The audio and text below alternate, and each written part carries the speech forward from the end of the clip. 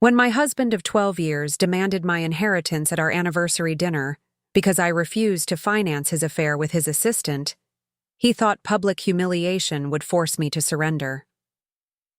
2 years later, as he stood in the lobby of my thriving art gallery chain begging for financial help, he realized too late exactly who he had tried to destroy. Life has a beautiful way of revealing people's true character when you least expect it. I'd love to know which corner of the globe you're watching from. And if this story speaks to you, make sure to subscribe. Tomorrow's video is one you absolutely can't miss. That cool September evening at Le Chateau Blanc was supposed to be a celebration of love and commitment. Our 12th anniversary dinner at Boston's most exclusive French restaurant had been planned for months, a special occasion to reconnect after what had been a particularly difficult year in our marriage.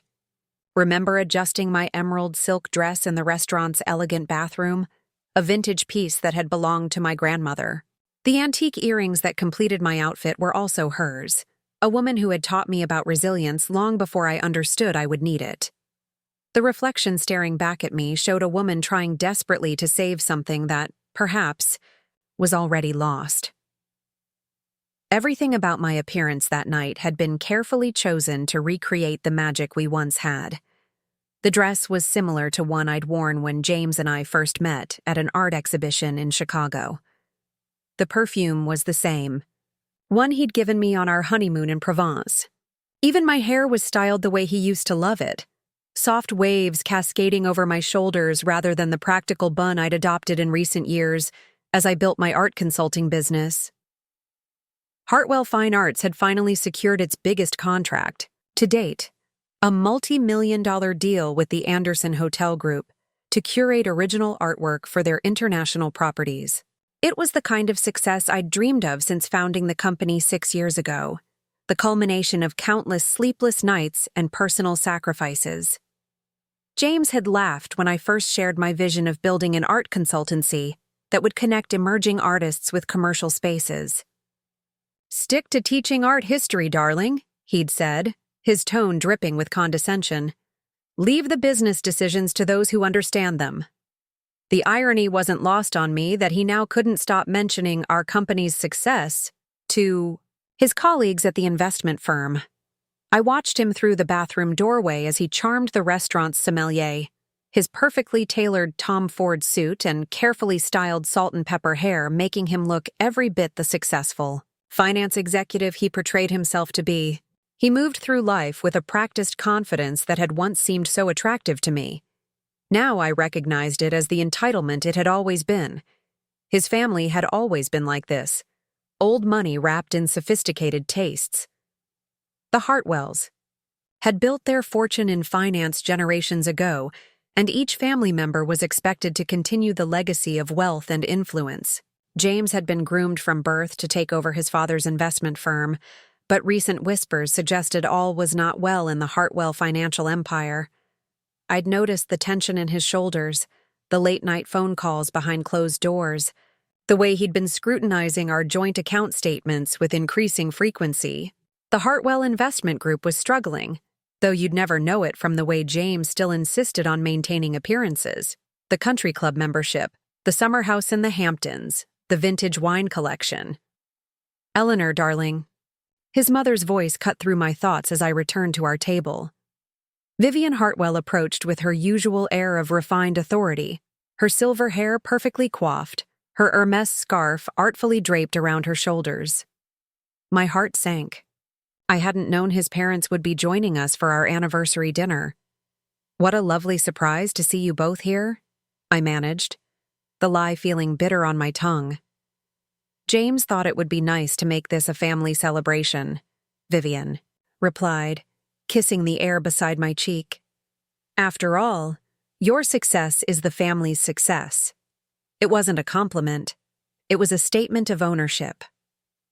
As I took my seat beside James, his hand reached for mine under the table, squeezing it a little. Too tightly to be affectionate. A warning, not a gesture of love.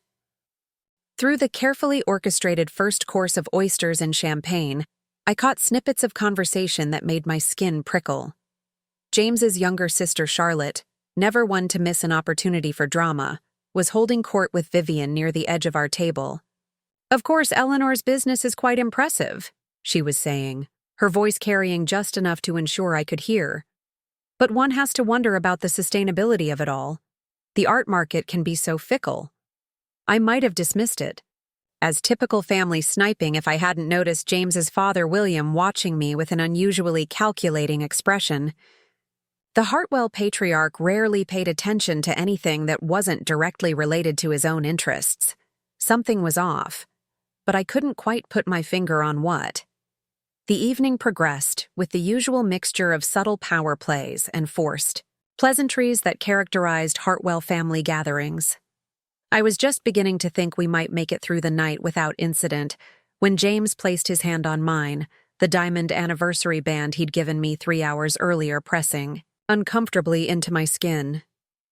"We need to talk," he murmured, his breath hot against my ear.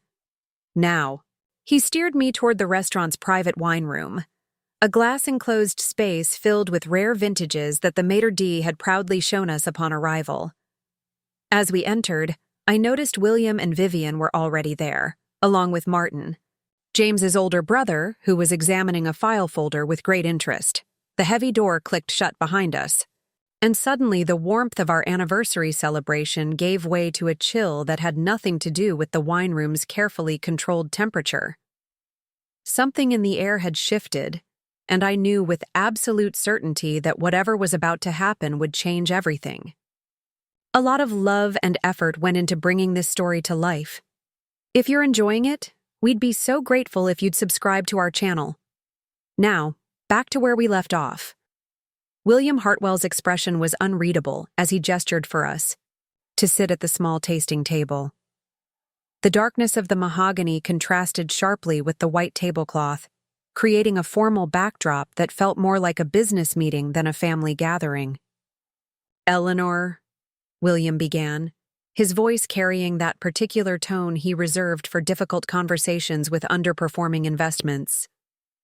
"I think it's time we had a frank discussion about your inheritance." I felt my spine stiffen.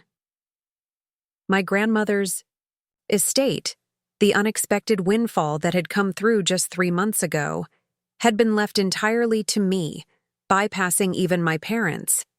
The substantial sum had been placed in a separate account while I decided how best to honor her legacy. "My inheritance is not a family matter." I kept my voice steady, professional. "It was a private bequest from my grandmother." "That's precisely the problem," Vivian interjected, her perfectly manicured nails drumming against the wine room table. "This notion of private assets has become rather problematic, given the current circumstances." Martin finally looked up from his papers, pushing a document across the table toward me. "We've drawn up a reasonable proposal. Given the current situation with Hartwell Investments and considering the family's interests, we believe transferring your inheritance into the family holding company would be the most prudent course of action." The document before me was a transfer agreement, already bearing James's signature. My husband had signed away my inheritance, my grandmother's final gift to me, without even consulting me. "This is absurd," I said, my voice barely above a whisper. "That money has nothing to do with Hartwell Investments. It's my personal inheritance." James leaned forward, his expression a mixture of condescension and false concern. "Eleanor, be reasonable. The market is volatile. The firm has hit a rough patch, and we need to present a united financial front. It's temporary, just until we weather this storm." But there was something in his eyes I hadn't seen before, or perhaps had chosen not to see. A coldness, a calculation. This wasn't about family unity or temporary measures. "How long has the firm been in trouble?" I asked, looking directly at William. The slight flinch in his expression confirmed my suspicion. "That's not relevant to tonight's discussion." "It's exactly relevant," I countered. My art historian's eye for detail suddenly focused on the subtle tells around me. The tension in Martin's shoulders, the way Vivian's knuckles had whitened around her champagne flute, the nervous tap of James's foot beneath the table. "And how long has your affair with Sophia been going on?" I added the question I'd been swallowing for months, finally finding its voice. The wine room fell silent. Even the soft classical music that had been piped in seemed to pause. James recovered quickly, his expression hardening. "That's completely unrelated and inappropriate to bring up here." "Is it?" I turned to face him fully. "Because the statement from the jeweler for the diamond bracelet you didn't give me was on your desk. So was the lease agreement for the apartment in Back Bay that we don't live in. An apartment that costs exactly what's been disappearing from our joint account every month." Vivian's sharp intake of breath was the only sound in the room. "You went through my desk?" James's voice was dangerously quiet. "I was looking for a stamp," I replied, the absurdity of the mundane reason almost making me laugh. "Instead, I found the truth." "The truth," William cut in, his businessman's instinct for damage control taking over, "is that family matters are complex. And right now, Hartwell Investments needs your inheritance to stabilize after some unfortunate investment decisions. James's personal life, whatever it may entail, is separate from the family's financial needs." "No," I said, the clarity of the moment crystallizing around me. "They're exactly the same thing.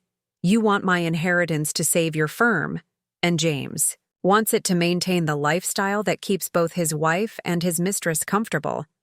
"You're being emotional and irrational," James said, his tone shifting to the one he used when he thought I was being difficult.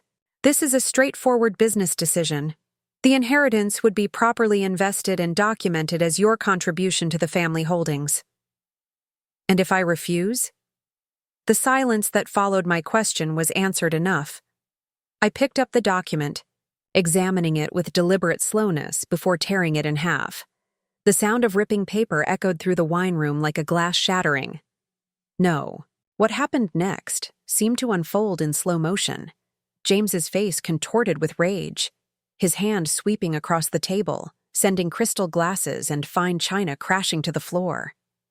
The explosion of sound made other diners turn toward the glass enclosed room, witnesses to what came next. "You ungrateful bitch," he spat, standing to tower over me, his voice rising with each word. "After everything my family has done for you, this is how you repay us? By embarrassing me? By destroying our future?" I remained seated, a strange calm settling over me as I watched the mask of civility completely fall away. "I made you who you are," he continued, leaning down, his face inches from mine. "You were nothing but a scholarship student with a useless art history degree when I found you.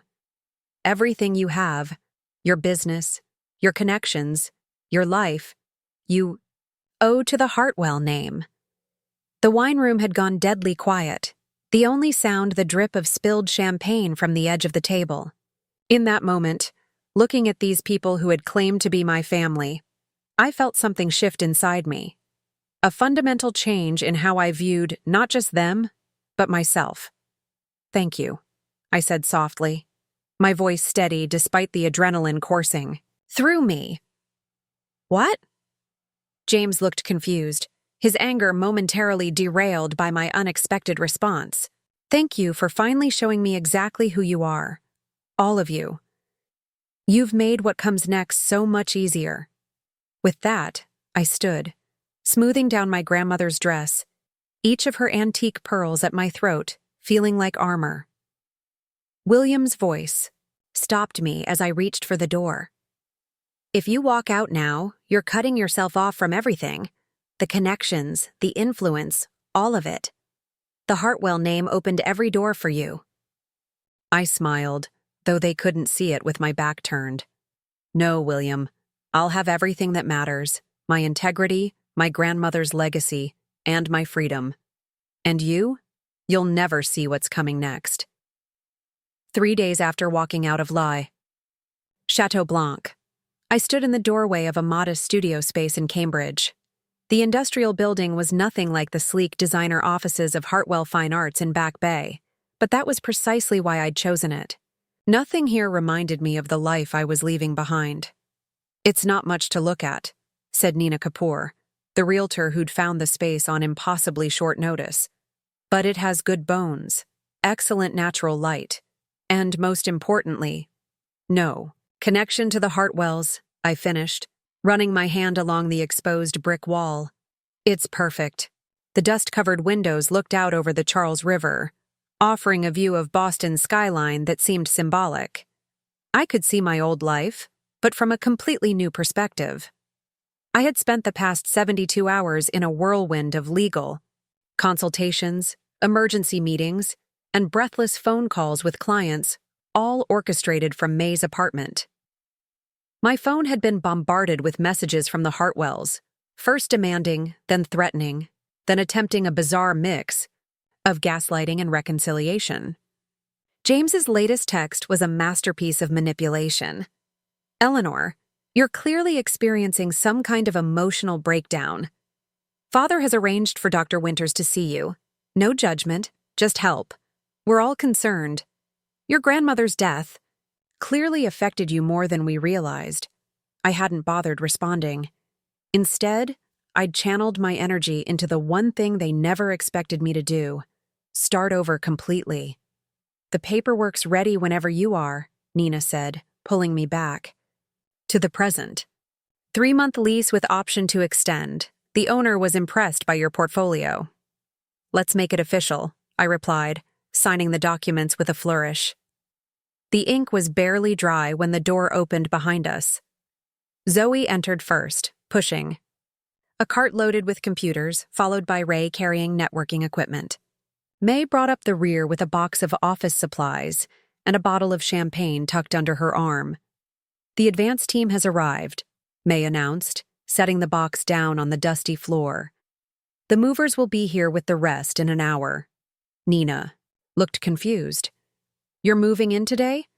But there's no furniture, no—" "Time," I finished for her. "There's no time. My soon-to-be ex-husband is currently trying to convince my clients that I've had a nervous breakdown and can't fulfill my contracts. Every minute counts." After Nina left, May popped the champagne, pouring it into the paper cup Zoe produced from her supply box. "To Catherine Fine Arts," she said, raising her cup. "It doesn't exist yet," I pointed out. "Details," May waved dismissively. "The LLC filing will clear by tomorrow, the website goes live tonight, and you already have your first major client secured. That's more than most startups have on day 3. She was right. The breakfast meeting with Diane Anderson had been just the beginning. Over the past 72 hours, I had personally called each of our top 20 clients. 15 had immediately agreed to transfer their contracts to my new company. 3 were considering it. Only 2 had declined, citing long-standing relationships with the Hartwell family. Even more surprisingly, 11 of our artists had contacted me before I could reach out to them, having heard about the confrontation through Boston's surprisingly efficient Art World gossip network. They wanted to continue working with me, not the Hartwell name. "Have you seen this?" Ray asked, turning his laptop toward me.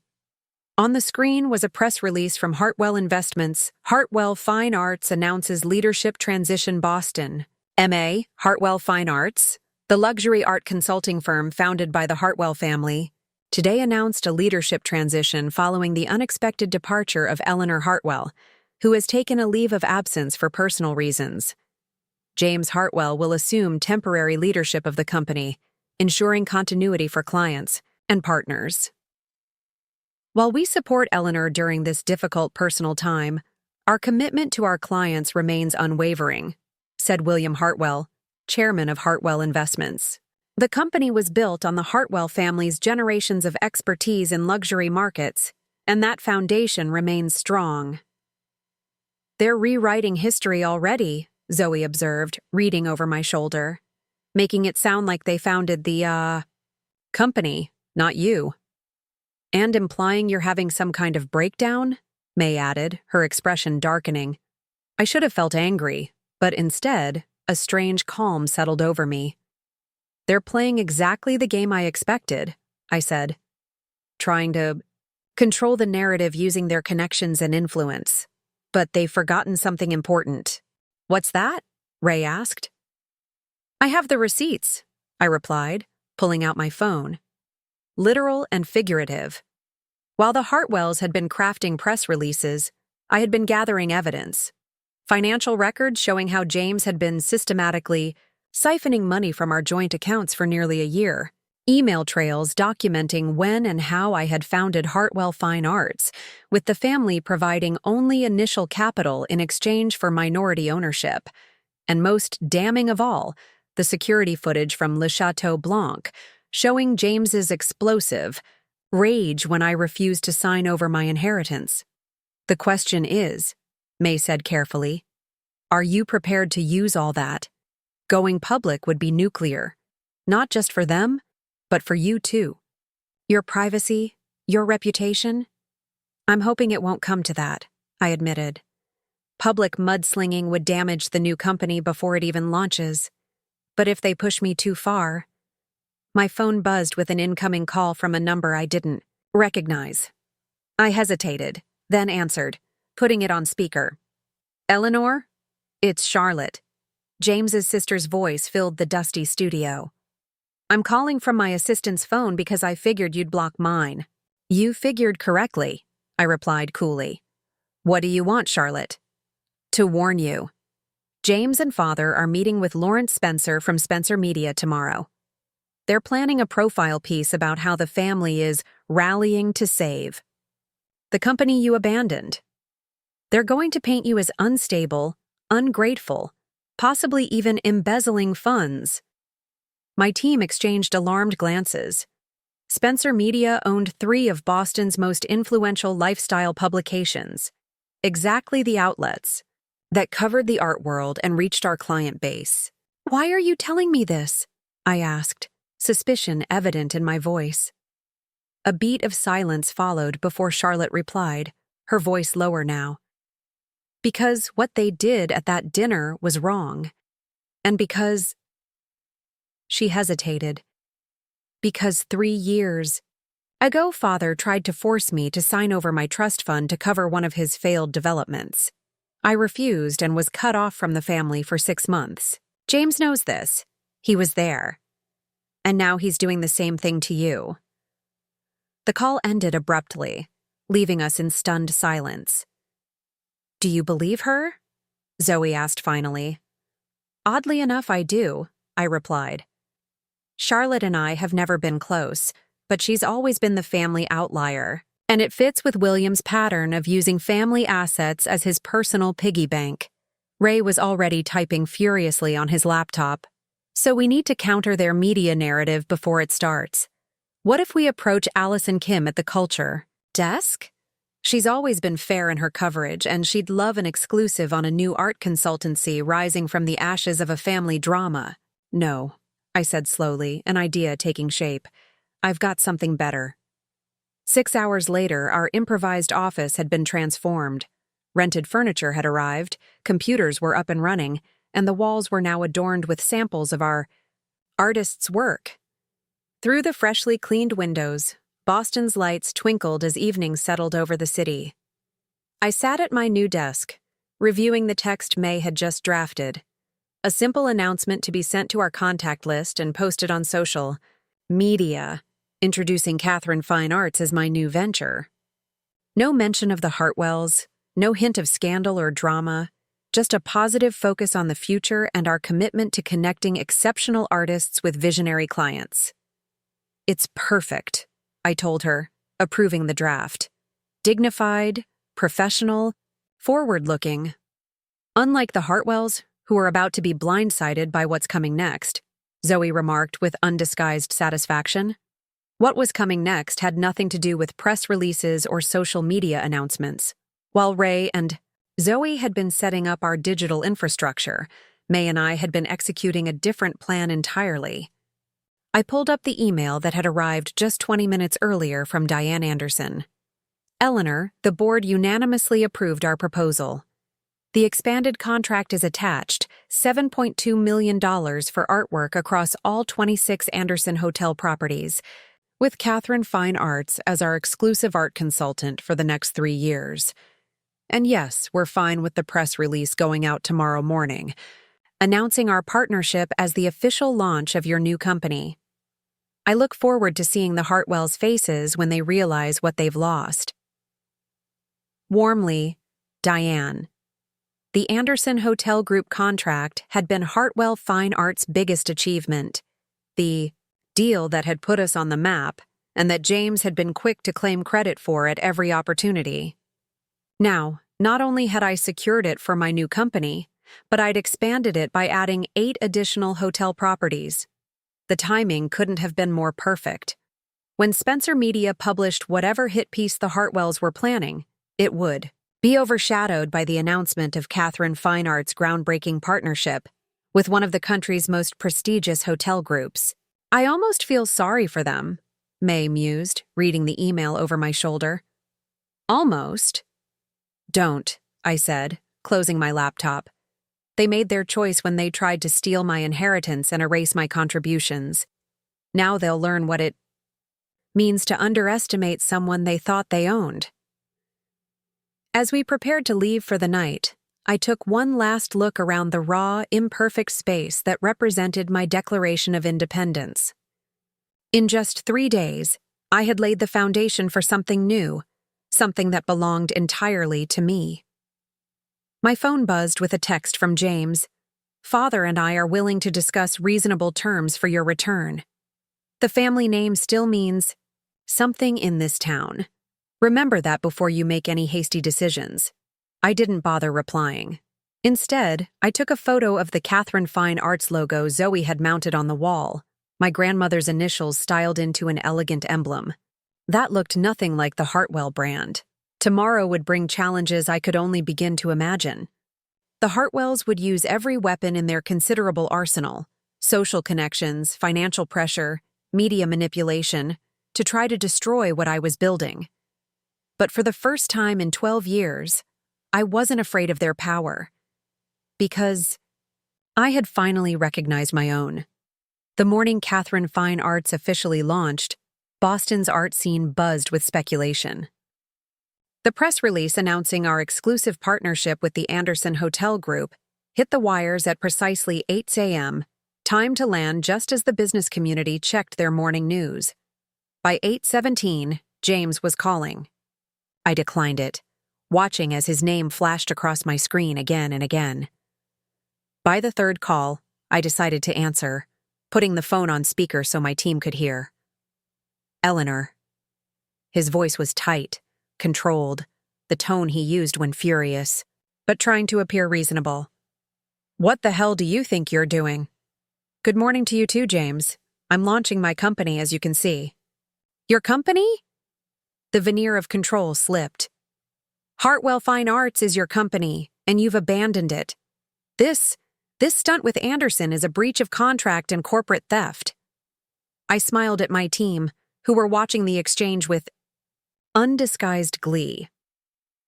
Actually, I've reviewed the contracts with my attorneys. The Anderson Hotel Group signed with me personally as the lead consultant, with Hartwell Fine Arts as the business entity. The contract includes a key person clause that allows the client to follow the named individual, that's me, if they leave the original company. Completely standard in the art consulting world. A beat of silence followed. You planned this, he said finally. You've been planning this for months. No, James. I built good relationships and created strong contracts. There's a difference. Though I suppose I should thank you and your family, if you hadn't tried to steal my inheritance and finance your affair with it, I might never have taken this step.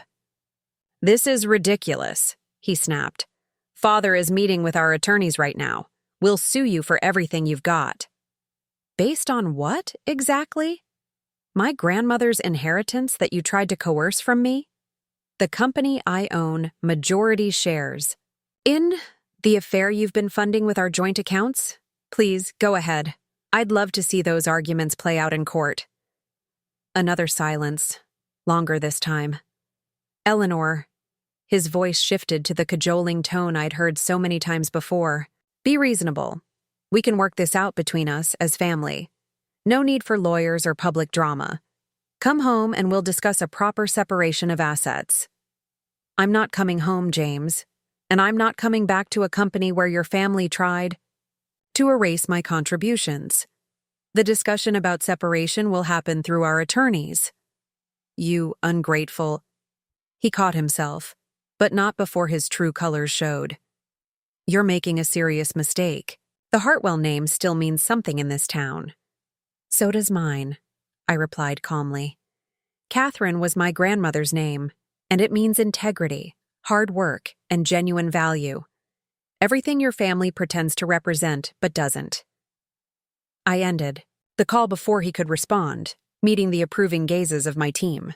That, said May with satisfaction, was worth getting up early for. The day unfolded in a whirlwind of activity. Our website launched to immediate interest, with inquiries from potential clients already filling our inbox. Artists we'd worked with at Hartwell Fine Arts began reaching out, asking about representation under the new company. Around noon, Spencer Media published the hit piece Charlotte had warned us about. The article, titled Family Business Weathering Unexpected Storm, painted exactly the picture the Hartwells had wanted. Me as unstable and ungrateful. Them as the steady, traditional force in Boston's art scene. But the story was buried beneath the much more interesting news of Catherine Fine Arts launching with the Anderson contract. Business publications were already reaching out for interviews, more interested in how I'd secured such a massive deal for a brand new company than in the Hartwells' vague insinuations about my character. Diane Anderson is a genius, Zoe remarked, scrolling through the coverage on her tablet. By publicly backing you, she's made this a story about female entrepreneurs supporting each other, not about family drama. She was right. Diane's quote in our press release had been perfectly calibrated. We're proud to partner with Catherine Fine Arts and Eleanor Hartwell, whose vision and expertise have consistently delivered exceptional value. This expanded relationship represents our commitment to working with innovative leaders in the art world. No mention of my divorce or the Hartwells' attempt to seize my inheritance, but the timing made the subtext clear to anyone paying attention. Diane Anderson had chosen sides, and she wasn't with the Hartwell family. By mid-afternoon, the battle lines had been drawn more clearly.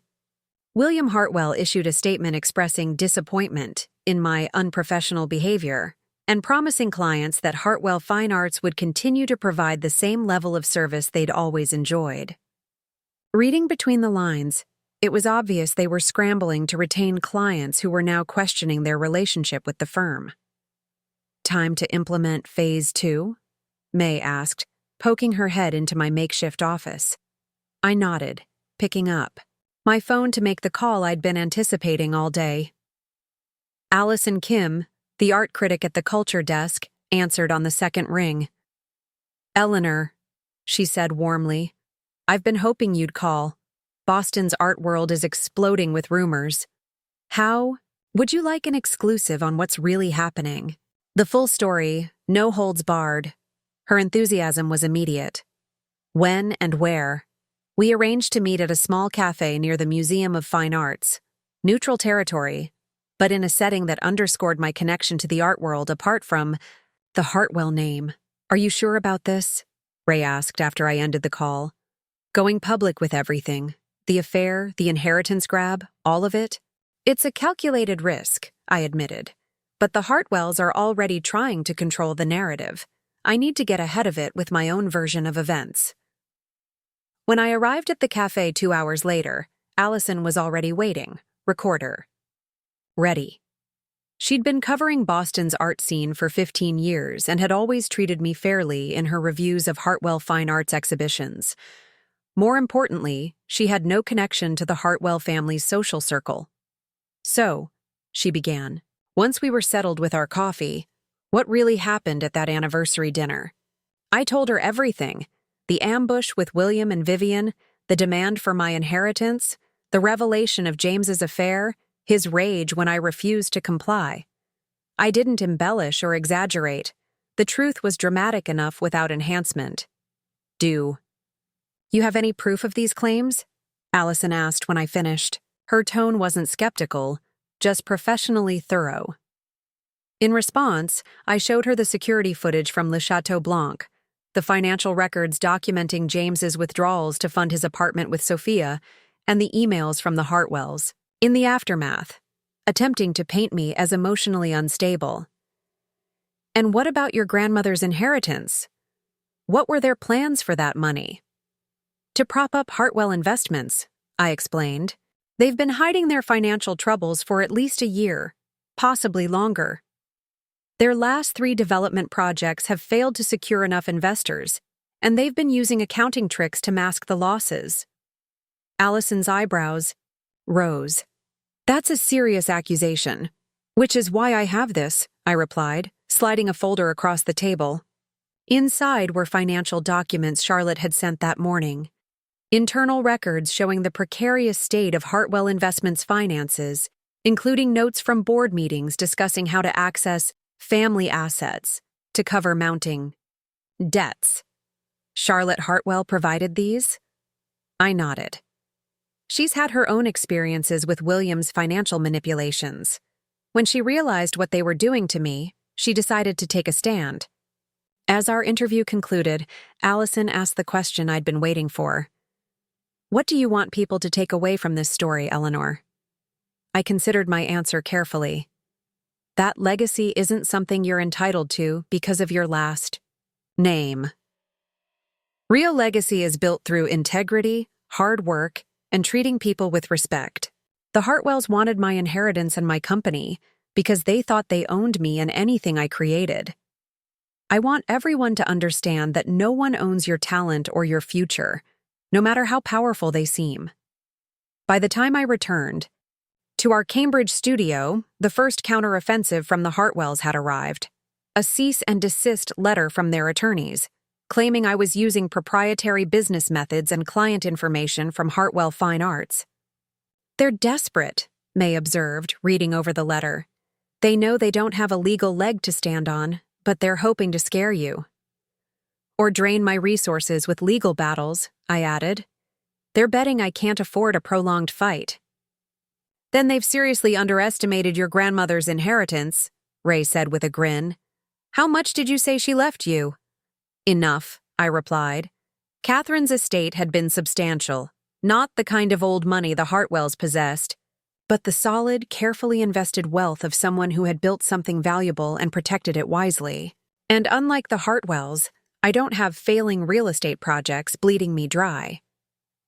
As evening fell, I stood at the window of our new space, watching lights come on across the river in Boston. In just 4 days, I had walked away from my marriage, started a new company, secured our most important client, and begun the process of reclaiming my narrative. The Hartwells had spent generations building their reputation on carefully maintained appearances and social connections. I was building mine on something they couldn't touch or take away, the genuine relationships I'd formed and the value I'd created. My phone buzzed with a text from a number I didn't recognize. This is Sophia. We need to talk. James is unraveling. I'm afraid of what he might do next. I stared at the message, a chill running through me. James's mistress reaching out was unexpected and concerning. The James I knew was always controlled, always calculating. Unraveling wasn't a word I'd ever associate with him. Everything okay? May asked, noticing my expression. I showed her the text. It could be a trap, she warned. The Hartwells trying to get information or lure you into a meeting. Or it could be genuine, I countered. Either way, I need to know what's happening. I replied to the text, I'll meet you. Public place only. Tomorrow, 11 a.m., the courtyard at the MFA. Come alone. The response came immediately, I'll be there. Thank you. As I put my phone away, I realized that in all our careful planning, there was one factor we hadn't fully accounted for. James himself. I had been so focused on the business and legal aspects that I'd overlooked the personal element, a man whose carefully constructed world was crumbling around him. The Hartwells had taught me many things during my 12 years in their orbit.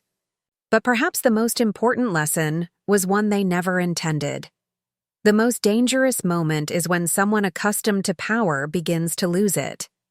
The Museum of Fine Arts courtyard was busy with the usual late-morning crowd, art students sketching, the sculptures, tourists consulting maps, and locals enjoying coffee from the cafe. I arrived 15 minutes early, choosing a bench that offered clear sightlines to all entrances while remaining visible enough that our meeting couldn't be mischaracterized as secretive. Ray had insisted on accompanying me, positioning himself at a nearby table with his laptop, ostensibly working but actually running surveillance. If it's a trap, he'd argued, you need backup. And if it's not, I'd countered, having you obviously watching could prevent Sophia from speaking freely. We'd compromised with his current arrangement, close enough to intervene, distant enough to give the appearance of privacy. At precisely 11 miles, Sophia Daniels entered the courtyard.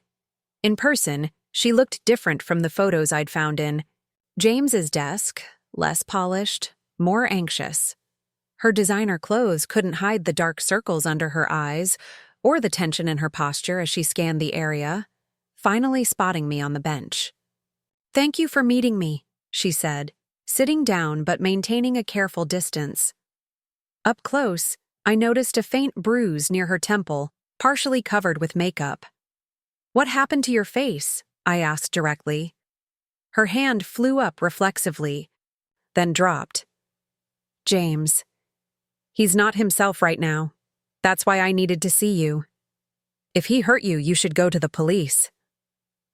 "It's not that simple," she replied, her voice low. "There's more at stake." I studied her more carefully. Sophia was in her late 20s, at least 10 years younger than James and me. According to her LinkedIn profile, which Ray had found, she'd been James's executive assistant at Hartwell Investments for just over a year before their affair began. "You said he was unraveling," I prompted when she remained silent. "He's drinking, constantly, raging at everyone. He's fired 3 people at the office this week." She took a shaky breath.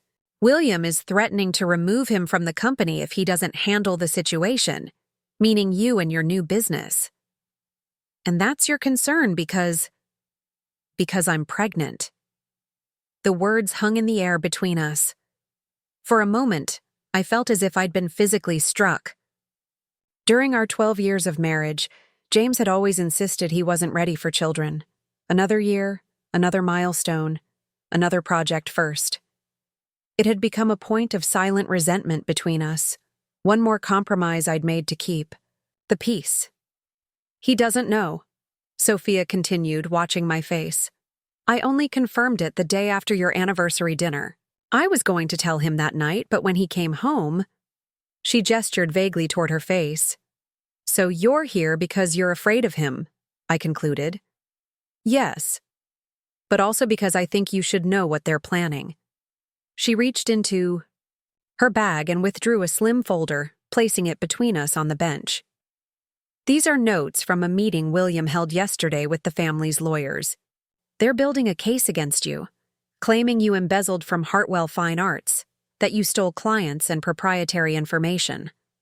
I flipped through the documents, recognizing the Hartwell family attorney's distinctive formatting. "Why are you giving me this?" Sophia's expression hardened. "Because I was stupid enough to believe James when he said his marriage was over in all but name, that you were cold, career-obsessed, that you'd drifted apart. Then I saw the security footage from the restaurant." "What security footage?" "James has been obsessively watching it. The restaurant sent it when they threatened to sue over the damages. He keeps replaying the part where you tear up the transfer agreement, where you stand up to his family." She met my eyes directly. "That's not a woman who doesn't care about her marriage. That's a woman who didn't know her husband was betraying her on every level." I didn't know what to say. This conversation had veered far from what I'd expected. "I don't want your forgiveness," Sophia continued. "I don't deserve it. But I want out. And I need to protect my child from the Hartwells. They destroy people who get in their way. You know that now. It struck me then that Sophia was essentially in the same position I had been, entangled with a family that saw relationships as transactions, people as assets to be controlled or discarded. "What do you want from me?"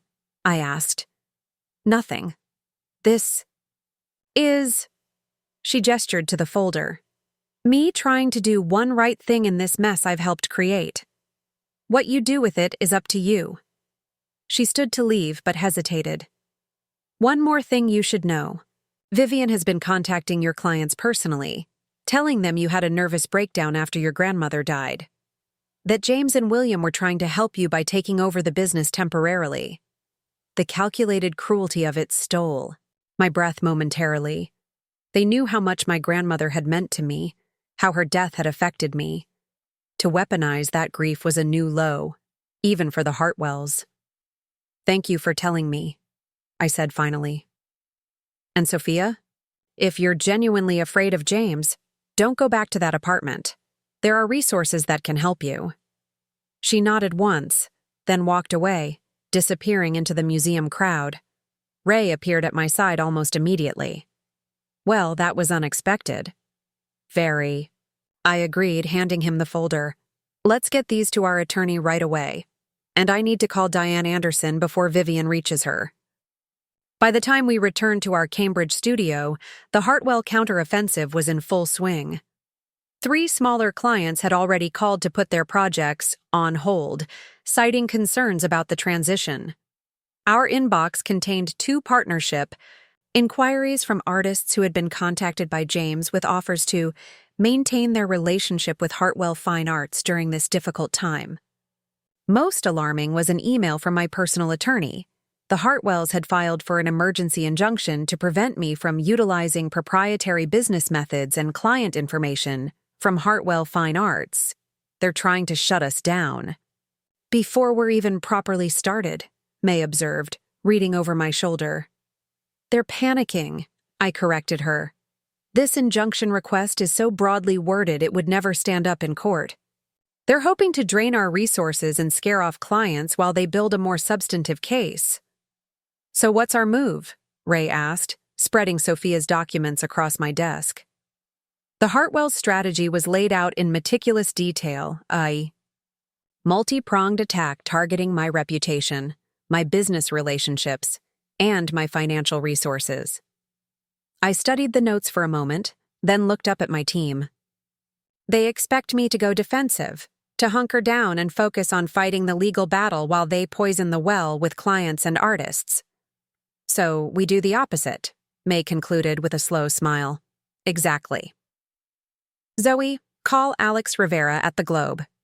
Tell him I can give him an exclusive on how old Boston money tries to crush independent female entrepreneurs. Ray, I need you to prepare a detailed timeline of all client interactions from Hartwell Fine Arts, showing that the relationships were mine, not the company's." "And me?" May asked. "You're going to help me with the most important part," I replied. "We're hosting a reception tomorrow night, here in our unfinished studio." "A reception? For whom?" "Every artist, client, and industry contact in our network. We'll call it a launch party for Catherine Fine Arts. Let the Boston art world see us confident and operational, not hiding from the Hartwells' threats." It was a gamble, but a calculated one. The studio was far from ready, our team was tiny, and our resources were stretched thin. But perception mattered in the art world, and I needed to seize control of the narrative before the Hartwells' whisper campaign could take root. While my team sprang into action, I retreated to my makeshift office to make the most difficult call of all. "Hello, Mother," I said when she answered. "I assume you've heard from the Hartwells by now." My mother's sigh came through clearly. "Vivian called this morning. She's concerned about your mental state. Says you're having some kind of breakdown related to Catherine's death." "And what? Did you tell her?" "That my daughter has never had a mental health crisis in her life, and that if you were leaving James, you must have a damn good reason." The fierce pride in her voice brought unexpected tears to my eyes. though I would have appreciated hearing about it from you first. I'm sorry, I said, meaning it. Everything happened so fast, and I didn't want to drag you and Dad into the Hartwell's orbit. Eleanor Catherine Matthews, she replied, using my full maiden name. We've been waiting 12 years for you to extricate yourself from that family of vipers. Now tell me what really happened. I told her everything, the inheritance demand, the affair, the confrontation at the restaurant. She listened without interruption, a skill she'd developed during her 40 years as a high school counselor in Michigan. When I finished, she was quiet for a moment. Then, your grandmother would be so proud of you right now. It was exactly what I needed to hear. I named the new company after her, Catherine Fine Arts. Perfect. Now your father and I are booking flights. We'll be there tomorrow evening. Mom, you don't have to. Eleanor, if you think we're going to sit in Michigan while the Hartwells try to destroy our daughter, you've forgotten who raised you. Her tone brooked no argument. Besides, this reception of yours could use a couple of Midwesterners to balance out all that Boston pretension. After we hung up, I sat for a moment, absorbing the unexpected support. In all my strategic planning, I'd considered the Hartwells' resources, my own assets, the legal implications, the business angles, but I'd overlooked the most fundamental resource of all, the people who believed in me. Overnight, news of our reception spread through Boston's art community like wildfire. By morning, our RSVP list had grown to include not just our existing contacts, but gallery owners, museum curators, and arts journalists who sensed a story worth following. The narrative was shifting from family business dispute to exciting new venture by respected consultant. As I reviewed the guest list with Zoe, a text arrived from Charlotte. James and Father know about your reception. They're planning to send a cease and desist letter to the venue an hour before it starts, claiming you're using proprietary client information to create your guest list. They're hoping the venue will panic and cancel. I smiled, showing the message to Zoe. Fortunately, for us, we are the venue. What about the injunction hearing? She asked. That's scheduled for tomorrow morning. Let them have their hearing, I replied. Even if the judge grants a temporary injunction, which is unlikely given how overreaching their claims are, it won't be processed until after our reception. By then, we'll have already made our statement. The Hartwells were used to opponents who played by their rules, who could be intimidated by legal threats and social pressure. They had never faced someone who knew their playbook intimately and refused to follow the expected script. As I watched our team transform our raw studio space into a presentable reception venue, I realized that in trying to destroy me, the Hartwells had inadvertently liberated me. Every manipulative tactic, every attempt at control, every threat only reinforced the certainty that I had made the right decision when I walked out of that wine room. The injunction hearing went exactly as I had predicted. Judge Marlowe, a no-nonsense woman with 30 years of experience on the bench, saw through the Hartwells' vague claims immediately. Your Honor, my attorney argued, Hartwell Fine Arts is seeking to prevent my client from using her own expertise and professional relationships she cultivated personally. They've provided no evidence of actual proprietary information being misused. The Hartwell family attorney, a silver-haired man who had been William's friend for decades, countered with impressive-sounding but ultimately hollow arguments about corporate intellectual property and fiduciary responsibility. Mr. Patterson, Judge Marlowe interrupted, peering over her glasses, are you suggesting that Ms. Hartwell, who I understand owns majority shares in the company in question, stole from herself? Your Honor, we're suggesting that in her emotionally compromised state, be very careful about making unsubstantiated claims about my client's mental health, my attorney interjected sharply. The judge held up her hand. I've heard enough. The request for an emergency injunction is denied. The plaintiffs have failed to demonstrate immediate and irreparable harm. If Hartwell Fine Arts wishes to pursue this matter further, They can do so through normal channels, with proper evidence. As we left the courtroom, I caught sight of William's rigid back disappearing through the opposite door. No James, no Martin, only William, who had clearly expected his reputation and connections to carry more weight with the judge. "It won't end here," my attorney cautioned as we walked to her car. "They'll try something else." "I'm counting on it," I replied. "Every failed attempt weakens their position and strengthens mine." By the time I returned to the studio, our makeshift reception space had undergone a remarkable transformation. May had worked miracles with rented furniture, strategic lighting, and carefully placed artwork. The raw industrial space now looked deliberately curated, minimalist and modern, with the exposed brick and beams adding character rather than appearing unfinished. "What do you think?" she asked, watching me take it all in. "It's perfect," I said honestly. "It looks exactly like what we are, new, authentic, unbound by tradition." Artists had begun delivering pieces for display, each work carefully selected to showcase our aesthetic vision. Unlike the conservative, investment-focused approach the Hartwells had pushed for, these works were bold, innovative, and emotionally resonant, exactly the kind of art I had always wanted to champion. As afternoon faded into evening, my parents arrived from Michigan, my mother hugging me fiercely while my father surveyed the space with quiet approval. The Hartwells. "Never did understand what they had in you," Mom said, adjusting my collar in the maternal gesture I'd pretended to find annoying since adolescence, but secretly treasured. "They saw me as an accessory," I admitted. "A suitable wife who turned into an unexpected asset when my business succeeded." "Their mistake," Dad said simply. Coming from my father, a man of few words but deep wisdom, this was a comprehensive assessment of the situation. By 7 o'clock, guests began to arrive. Diane Anderson came first, deliberately early to make a statement with her presence.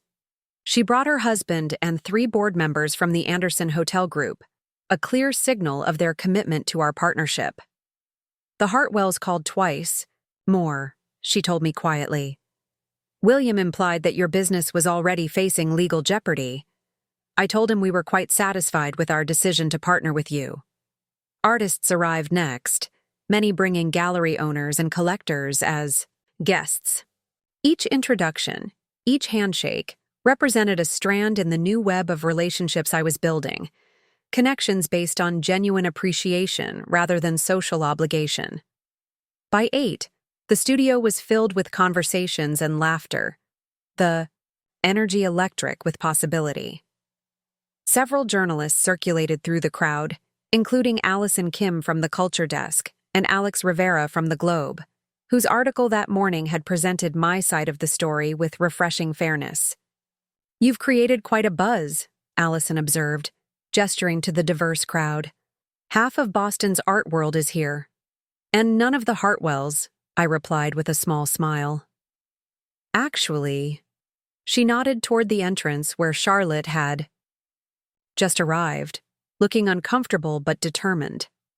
Unlike Vivian's carefully maintained elegance or James's practiced charm, Charlotte had always seemed slightly out of sync with the Hartwell image, more authentic, less polished. I crossed the chow room to greet her, aware of the curious eyes following our interaction. "I wasn't sure you'd come," I said, genuinely surprised. "I wasn't sure I would either," she admitted.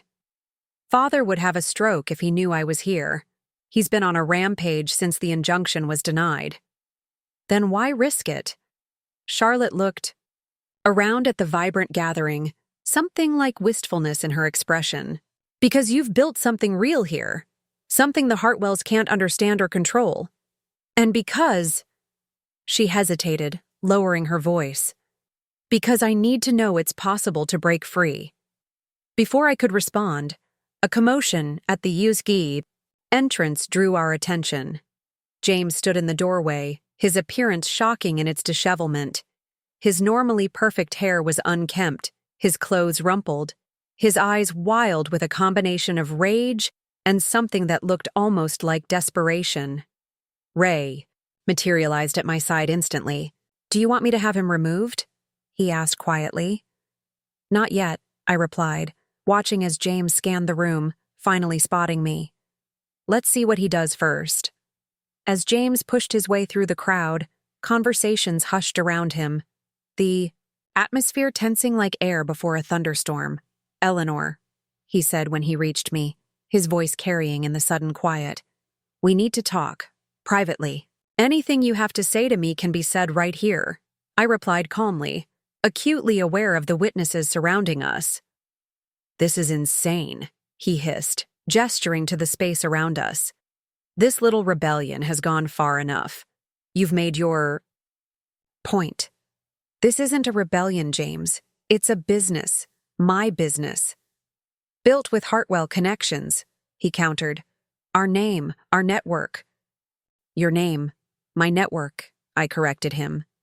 "The artists and clients are here because of the relationships I built, not because of your family's social position." Charlotte shifted uncomfortably beside me. "James, you should leave," she said quietly. "You're not helping the family's position by creating a scene." He turned on her with sudden fury. "What are you even doing here? Whose side are you on?" "The side of dignity, apparently," Charlotte replied, a flush rising to her cheeks. "Something you and Father seem to have forgotten exists." James looked as if he'd been slapped. In all the years I'd known the Hartwell family, I'd never heard Charlotte directly challenge him or William. "You don't understand what's at stake," he said, his voice dropping to an urgent whisper. "Father is talking about restructuring the entire company. If I don't fix this, fix her—" He jerked his head toward me. "He's going to remove me from leadership." So that was it.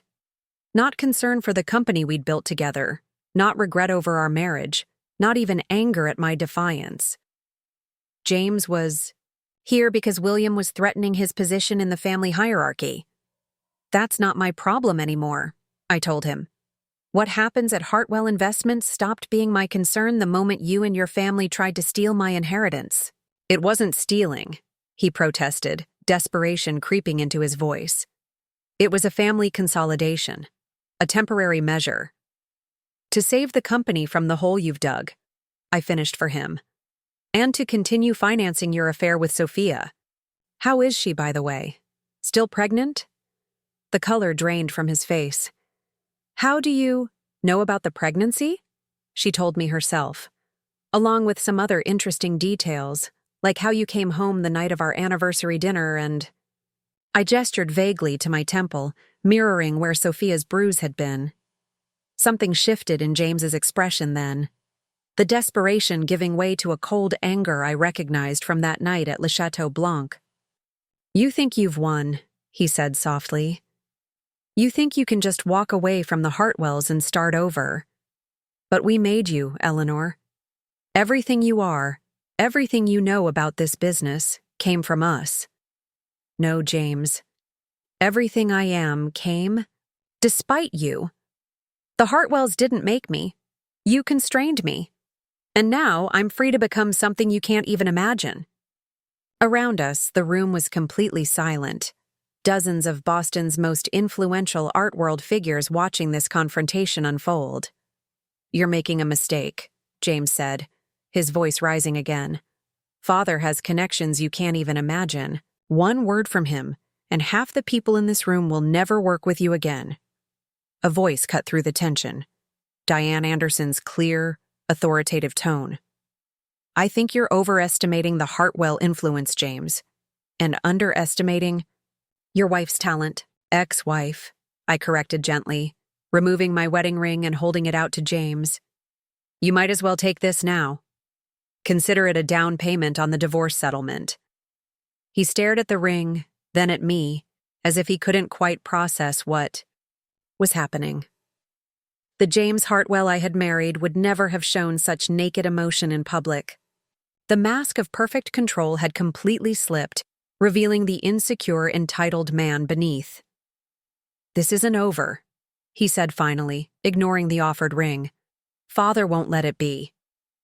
"Actually, it is over," I replied, pocketing the ring.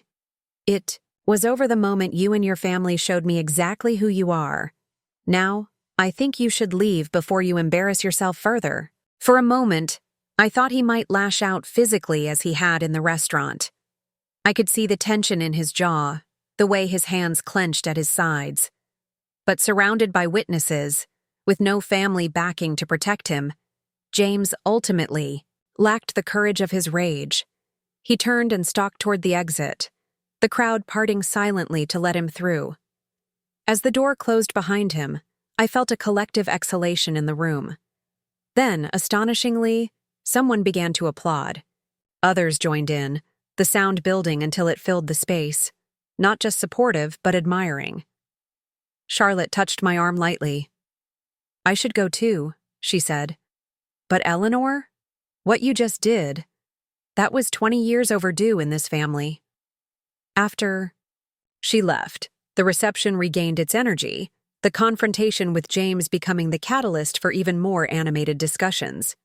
Far from damaging the event, his appearance had transformed it into something more meaningful, a public declaration of independence that everyone in Boston's art world had witnessed. My mother found me in a quiet corner a few minutes later, handing me a glass of champagne with a knowing look. "Well, that was quite a show." "Not one I planned," I admitted. "The best ones never are," she replied. "Your grandmother once told me that the most important moments in a woman's life are the ones where she discovers her own strength. I think you just had one of those moments." Looking around at the vibrant gathering, the connections being formed, the possibilities opening up, I realized she was right. In standing my ground with James publicly, I had completed the transformation that began in that wine room at Lecca. Chateau Blanc I was no longer Eleanor Hartwell, the suitable wife and unexpected asset. I was Eleanor Matthews, founder of Catherine Fine Arts, a woman defined not by her marriage or her connections, but by her vision and her courage. The morning after the reception, Boston's art scene had a new narrative. The Culture Desk's headline said it all. "Catherine Fine Arts launch makes stunning debut amid Hartwell drama." Allison Kim's piece detailed not just the impressive turnout of industry figures, but James's public confrontation and my calm response. In a moment emblematic of changing power dynamics in Boston's traditionally conservative art world, she wrote, "Eleanor Matthews, formerly Hartwell, demonstrated that genuine relationships and artistic vision can triumph over established family, names, and social capital." Similar stories appeared in the Globe and 3 online arts publications. None portrayed me as unstable or ungrateful. The Hartwell narrative had been thoroughly overshadowed by the reality that Boston's cultural elite had witnessed firsthand. "We've been fielding calls since 7 a.m., Zoe announced, bringing coffee into my temporary office. 4 new potential clients, 7 artists asking about representation, and 3 interview requests. And 2 cease and desist letters from the Hartwell's attorneys," Ray added, following behind her with a stack of papers. "One demanding we remove all photos of the reception from social media because they include images of James taken without consent, and another claiming copyright infringement on the company logo." "The logo?"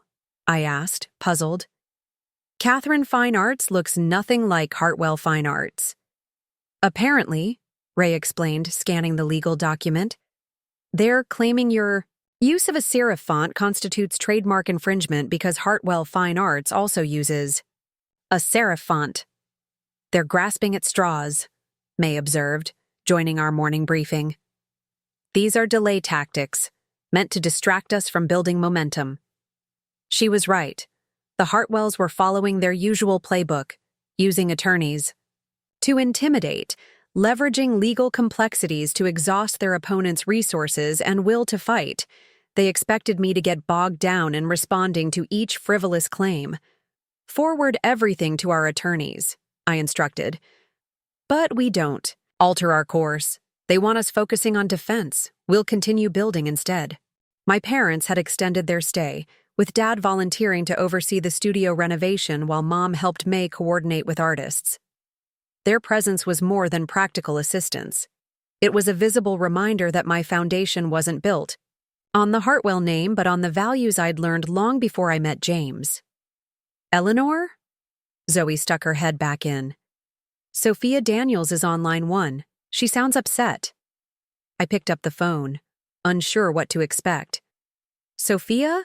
What's happening? He knows. About the baby, she said, her voice tight with stress. James came home last night after your reception and found the prenatal vitamins I'd hidden in my bathroom cabinet. He's not taking it well. Are you safe? I asked, immediately concerned. For now. I'm at a hotel. But there's something else. You should know. He's meeting with William and their attorneys this morning. They're discussing using the pregnancy against you somehow. Against me? How would your pregnancy with James affect me? I don't know exactly. Something about proving your mental instability by showing how irrationally you reacted to finding out, claiming you'd known about us for months and had been planning some kind of vengeful business takeover. It was absurd, of course. The timeline wouldn't match their claims. But it showed how desperate they were becoming, willing to twist even James's infidelity into a weapon against me. Sophia, listen carefully. If you're genuinely afraid of James, you need to document everything. Any threatening messages, any aggressive behavior. And please, speak to a domestic violence counselor. I can send you some resources. After we ended the call, I sat for a moment processing this new development. James's reaction to Sophia's pregnancy confirmed what I already knew. He wasn't upset about losing our marriage. He was terrified of losing control. My phone buzzed with a text from Charlotte. Emergency board meeting at Hartwell Investments this afternoon. Father is proposing to remove James from leadership due to personal instability affecting business. Judgment. Martin would take over. James is threatening to go nuclear with family secrets if they vote against him. The Hartwell empire was beginning to implode from within. William's rigid demands for control, James's desperate clinging to position, Martin's opportunistic maneuvering, all the dysfunctional dynamics I'd observed for years were now turning inward without me as a convenient scapegoat. Everything okay? My mother asked, noticing my expression as she entered with a stack of artist portfolios. The Hartwells are self-destructing, I replied, showing her Charlotte's text. James is being pushed out of leadership because he couldn't handle me, snorted. 12 years married to a man who can't handle an independent wife. Thank God that's over. It's not quite over yet, I reminded her. The divorce hasn't even been filed. Speaking of which, she said, placing a business card on my desk. This is Caroline Winters, best divorce attorney in Michigan when my friend Beth left that horrible husband of hers. She has contacts in Boston and says you should call her for a referral.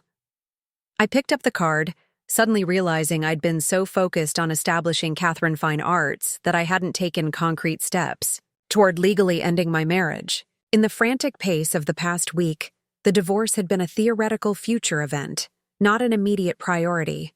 I'll call her today, I promised. The rest of the morning passed in a flurry of follow-ups from the reception. Diane Anderson's team had already sent over concept boards for the first 3 hotel properties, and we needed to start matching artists to spaces. 2 gallery owners who had attended were interested in collaborative exhibitions. A developer who had previously worked exclusively with Hartwell Fine Arts reached out about a new luxury condominium project. Around noon, Charlotte called with an update. The board meeting was a disaster, she reported, her voice hushed as if she were hiding in a bathroom or empty office. James showed up drunk, accused father of sabotaging him, and threatened to reveal how Hartwell Investments has been falsifying financial reports to investors for the past 3 years if they removed him from leadership. What did William do? I asked, already knowing the answer. What he always does, made it disappear. He called an executive session, kicked everyone out except family members and 2 loyal board members, and they're negotiating some kind of compromise. And, how do you feel about all this? I asked, genuinely curious about Charlotte's position in the family drama. A long pause followed. "Relieved, actually," she said finally. "Relieved that I'm not the one they're targeting for once. And," she hesitated, "relieved that you got out. Watching you start over makes me think maybe I could too." "You can," I assured her. "What would you do if you weren't a Hartwell?" "Finish my doctorate in art history," she replied immediately. "The one I abandoned when father said it was a waste of time because I'd just end up working for the family company anyway." "It's never too late," I told her, thinking of my grandmother who had started her business at 45 after raising 3 children. After Charlotte's call, I joined my team for our afternoon planning session. We gathered around the makeshift conference table, actually 3 folding tables pushed together, with laptops, coffee, and the kind of energy that comes from building something new. "The Anderson Project is our immediate priority," I reminded everyone. "But we need to start diversifying right away. Diane's support is invaluable, but having one major client makes us vulnerable." "What about Marcus Reynolds?" May suggested. "He was quite enthusiastic last night, and his new museum wing could be perfect for showcasing emerging artists." "And the Parkview Residences development," Zoe added. "The architect reached out this morning saying they love our aesthetic and want to discuss integrating art throughout the building." As we mapped out strategies and assigned follow-ups, I was struck by the difference between this collaborative environment and the hierarchical structure at Hartwell Fine Arts, where every decision had required James's approval, or worse, William's blessing. We were interrupted by a delivery. A large arrangement of white lilies with a card attached. Zoe brought it to me with a raised eyebrow. "Secret admirer?" she quipped. I opened the card, recognizing the handwriting immediately. "Eleanor, I've instructed our attorneys to withdraw the cease and desist letters. The family acknowledges your right to pursue your new venture without interference. In return, we expect discretion regarding internal Hartwell matters. James will be taking a leave of absence from Hartwell Investments to address personal issues. The divorce will proceed amicably through appropriate channels. We trust this arrangement will prove satisfactory to all parties. William Hartwell." No apology. No admission of wrongdoing. Just a tactical retreat disguised as magnanimity, with a veiled warning to keep Hartwell family secrets private. William blinked first, I told my team, passing the card around. The public confrontation at the reception was too much for their image. They're pulling back, hoping we'll be satisfied with being left alone. "Are we?" Ray asked, reading William's carefully chosen words.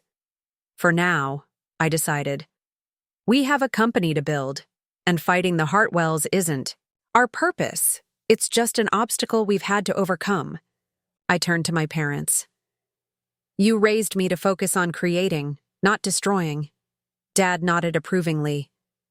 "The best revenge is living well," he quoted, one of his favorite sayings.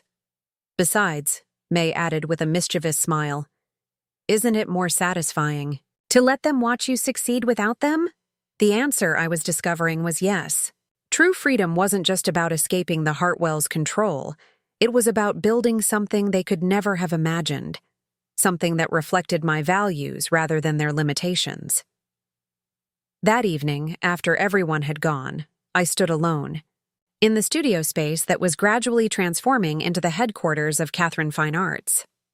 I thought about the woman I'd been just 10 days ago, adjusting my emerald dress in the bathroom at Le Chateau Blanc, trying desperately to save a marriage that had been built on illusions.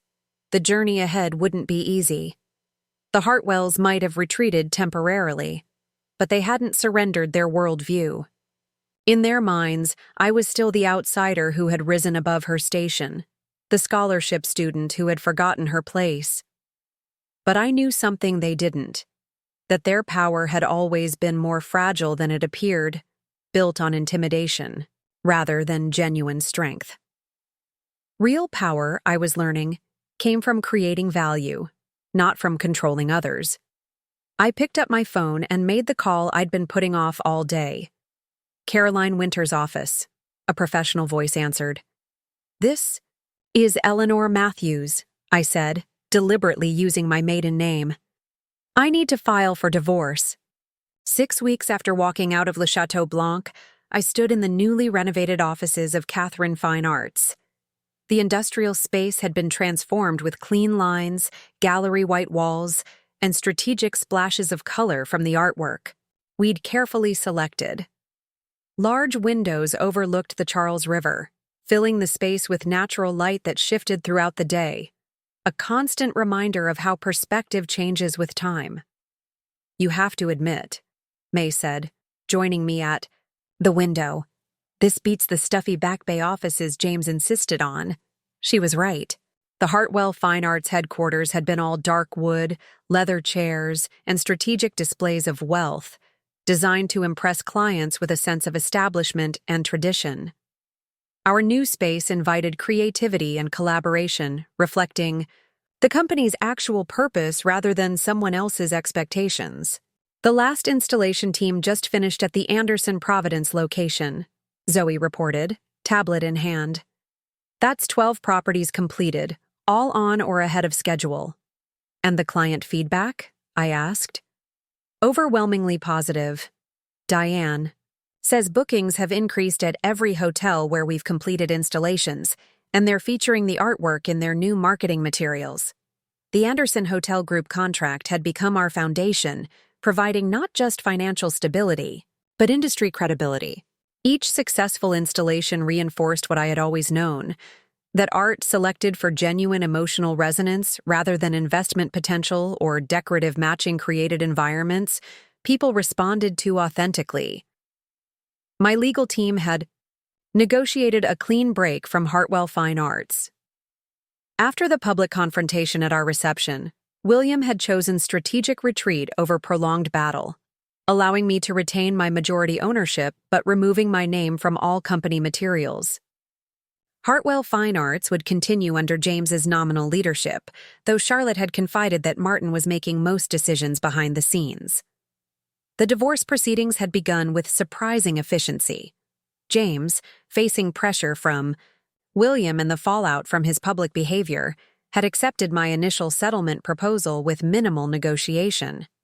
I would keep my grandmother's inheritance intact, retain my ownership stake in Hartwell Fine Arts, though I would be a silent partner, and surrender any claim to Hartwell family assets, including the Beacon Hill townhouse I had never truly felt was mine.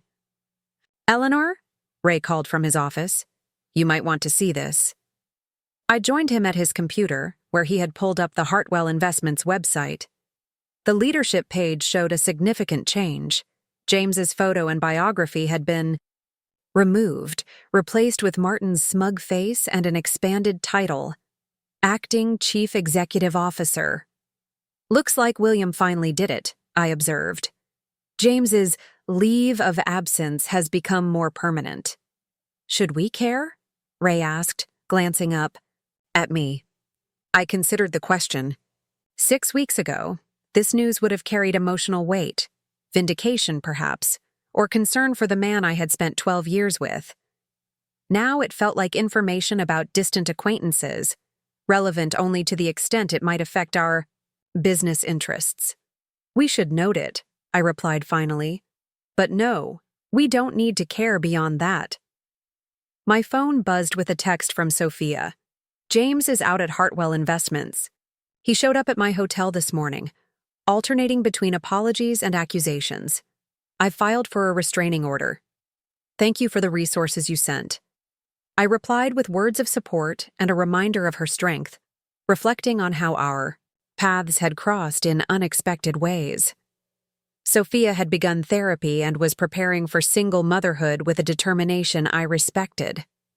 The baby, James's child, would be born in spring, a strange connection to the Hartwell family I hadn't anticipated. "Your 2:00 is here," Zoe announced. "Marcus Reynolds and his architect." The meeting with Marcus represented an important expansion beyond the Anderson contract.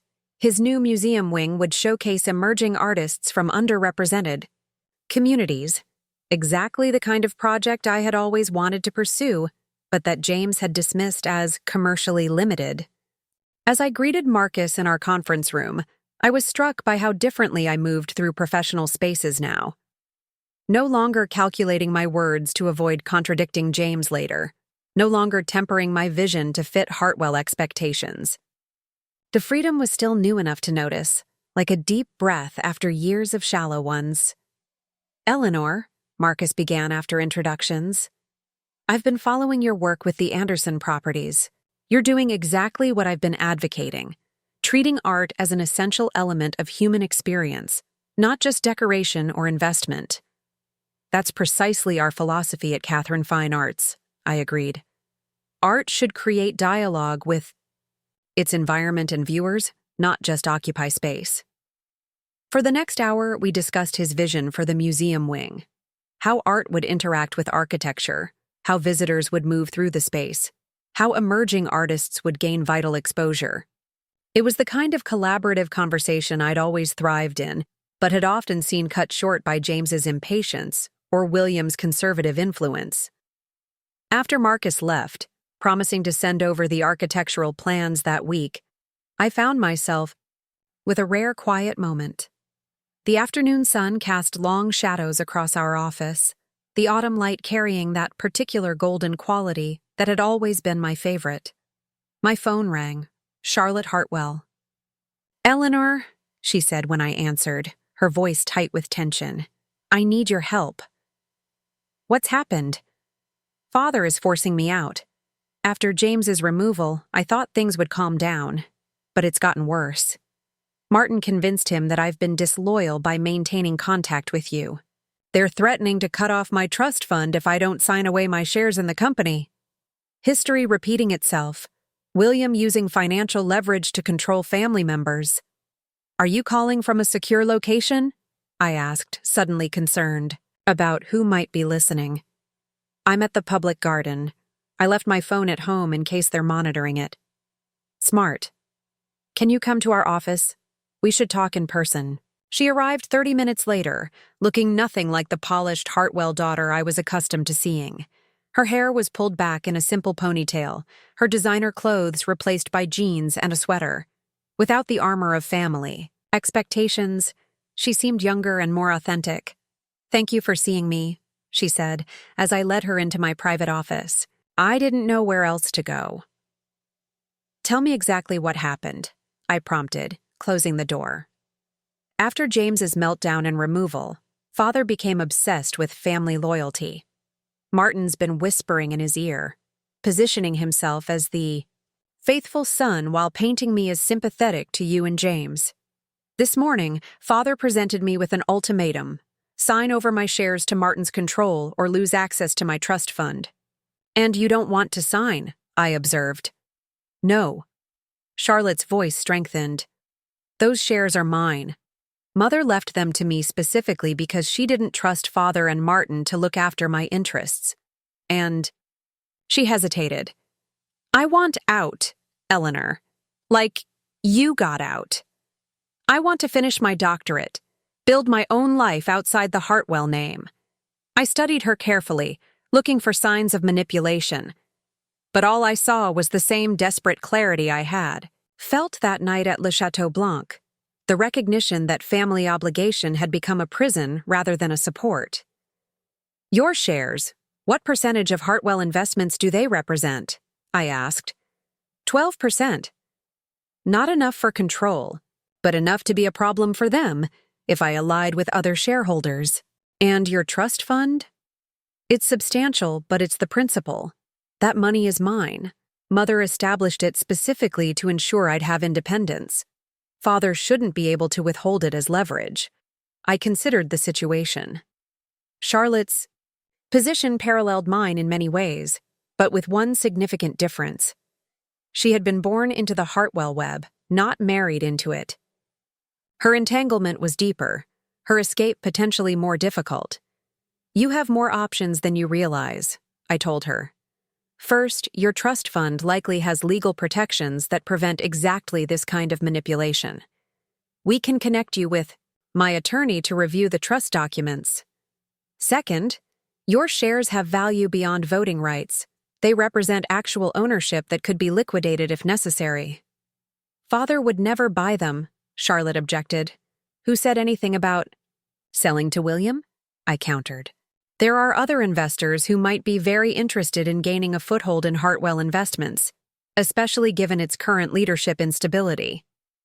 Charlotte's eyes widened as she understood the implied threat such a move would represent. You think I should use that as leverage?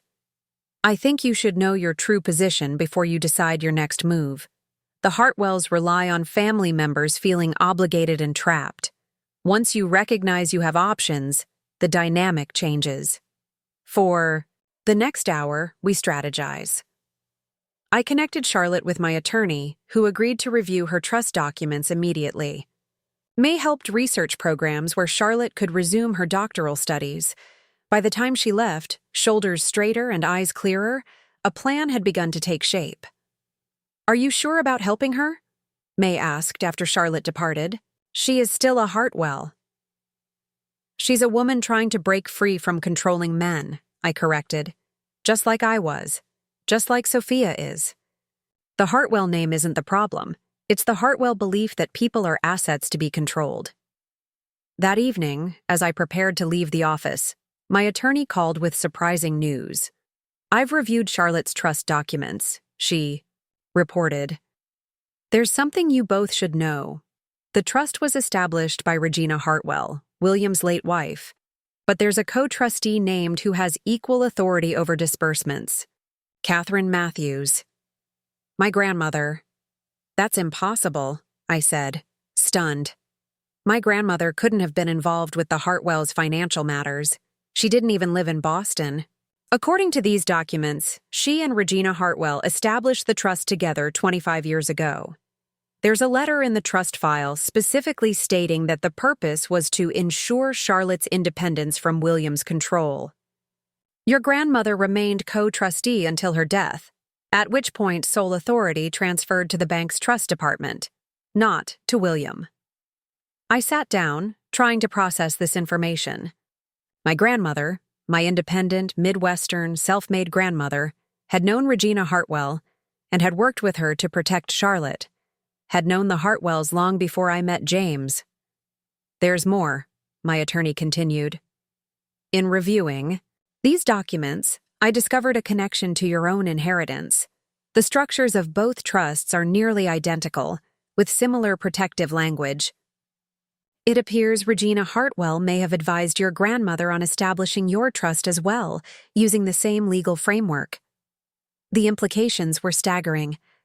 My relationship with the Hartwells wasn't the random chance I had always believed, the scholarship student meeting the wealthy heir. There had been connections I never knew about, history I had never been told. I need to see those documents, I said finally, and I need to speak with Charlotte again. There's something much bigger happening here than a family business dispute. As I hung up, I stared out at the darkening sky over Boston, the city that had seemed so foreign when I arrived as a graduate student, the social circles that had felt so impenetrable, the Hartwell family that had appeared so monolithic in their power. All of it looked different now, revealing hidden connections and untold stories. My grandmother had secrets I had never suspected. And understanding those secrets might be the key to fully breaking free from the Hartwell legacy. I spent the evening poring over the trust documents my attorney had sent over, searching for clues about my grandmother's connection to the Hartwells. The legal language was dense, but the implications were unmistakable. Catherine Matthews and Regina Hartwell had not only known each other but had collaborated to protect Charlotte's financial independence from William's control. Morning found me bleary-eyed but determined, waiting in a downtown cafe for Charlotte to arrive. I'd called her late the previous night, asking her to meet me with any personal items or documents she might have from her mother. You sounded urgent. On the phone, Charlotte said as she slid into the seat across from me, placing a small leather box on the table. What's going on? I pushed the trust documents toward her. Did you know that my grandmother was co-trustee of your trust fund? Her expression registered genuine shock. That's impossible. I never even met your grandmother. Neither did I meet your mother, but apparently they knew each other well enough to legally bind their finances together for your protection. Charlotte stared at the documents, fingers tracing her mother's familiar signature beside my grandmother's. I don't understand. Mother never mentioned knowing anyone named Catherine Matthews. Which means they deliberately kept their connection secret, I concluded. The question is why? She pushed the leather box toward me. This was Mother's. I grabbed it from her study after you called. Father never let me go through her personal things after she died. Said it would be too painful. Now, I wonder if there was another reason. The box was clearly valuable. Old leather with silver fittings that had developed a rich patina over the years. Inside were letters, photographs, and a small leather-bound journal. I handled them carefully, aware of their significance to Charlotte. May I asked, reaching for the journal. She nodded, and I opened it to find Regina Hartwell's elegant handwriting, filling the pages. The entries were sporadic rather than daily, focused on specific events or thoughts rather than routine activities. One entry from 26 years ago caught my eye. Met with Catherine again today. She remains adamant about protecting Eleanor's future, just as I am determined to secure Charlotte's. William would be furious if he knew I was consulting with that woman, as he calls her. But Catherine understands what it means to build something of your own only to have men try to take it from you. The trust structures are nearly complete. What William doesn't know can't hurt him. But it might save our daughters. Eleanor, Charlotte whispered. What does this mean? How did our mothers know each other? I shook my head, continuing to scan the journal. Several more entries mentioned my grandmother, each suggesting a deep friendship and shared purpose that neither of us had ever known about. Then I found it, an entry dated shortly before Regina's death from cancer, told Catherine everything today. About William's manipulation, about the company's true financial state, about what happened with Hartwell Development all those years ago. She took it better than I expected, saying she'd suspected much of it already. We've updated both trust documents with additional protections. She's promised to watch over Charlotte if anything happens to me, though we both know William will do everything possible to keep them apart. I worry about Eleanor, too. Catherine's granddaughter is apparently brilliant but trusting. I pray she never crosses paths with the Hartwell men. I looked up at Charlotte, who had been reading over my shoulder. Your mother knew my grandmother. Was dying? Mother was diagnosed first, Charlotte explained softly. She lived almost 3 years after her diagnosis. It sounds like they became close during that time. But what did she mean about what happened with Hartwell Development? And why would she worry about me crossing paths with your family? Charlotte reached into the box again, pulling out a faded photograph. It showed 2 women sitting on a park bench, one I recognized immediately as my grandmother, looking younger but with the same determined expression I remembered. Beside her sat an elegant woman with Charlotte's eyes and gentle smile. That's them, Charlotte confirmed. But this doesn't explain how they met or why they kept their friendship secret. I continued flipping through the journal, stopping at an entry that made my blood run cold. William is still gloating about the Matthews matter. 20 years later, and he still considers destroying that man's company his greatest achievement. If he knew I was friends with the man's mother-in-law, he would never forgive me. But Catherine deserves to know the truth about what happened to her daughter's family. The Matthews matter? Charlotte repeated. Your family name is Matthews. My father's construction company, I said slowly, pieces falling into place. It failed when I was a child. Dad always said it was just bad timing in the market, but he never tried to rebuild it. He took a job with another company and never talked about having his own business again. I pulled out my phone and called my mother, putting her on speaker when she answered. Mom, did Dad ever do business with Hartwell Development, back in Michigan, before the company failed? A long silence followed. When she finally spoke, her voice was tight with old anger. Who told you about that? I found Regina Hartwell's journal. She mentioned something called the Matthews matter, that William considered a victory. Another pause. I've wondered for years when this would come out. Your father had a successful commercial construction company in Michigan. 25 years ago, Hartwell Development approached him about a partnership to expand into the Midwest. The deal was almost complete when they suddenly pulled out, but not before accessing all your father's client information, cost structures, and business model. 6 months later, they opened their own division using his methods, underbid him on every major contract, and drove him out of business. The revelation hit me like a physical blow. The Hartwells had destroyed my family's business decades before I ever met James. My father's quiet acceptance of defeat, our family's sudden financial struggles during my childhood, all of it connected to the family I had unwittingly married into. Did grandmother know? I asked. Of course she knew.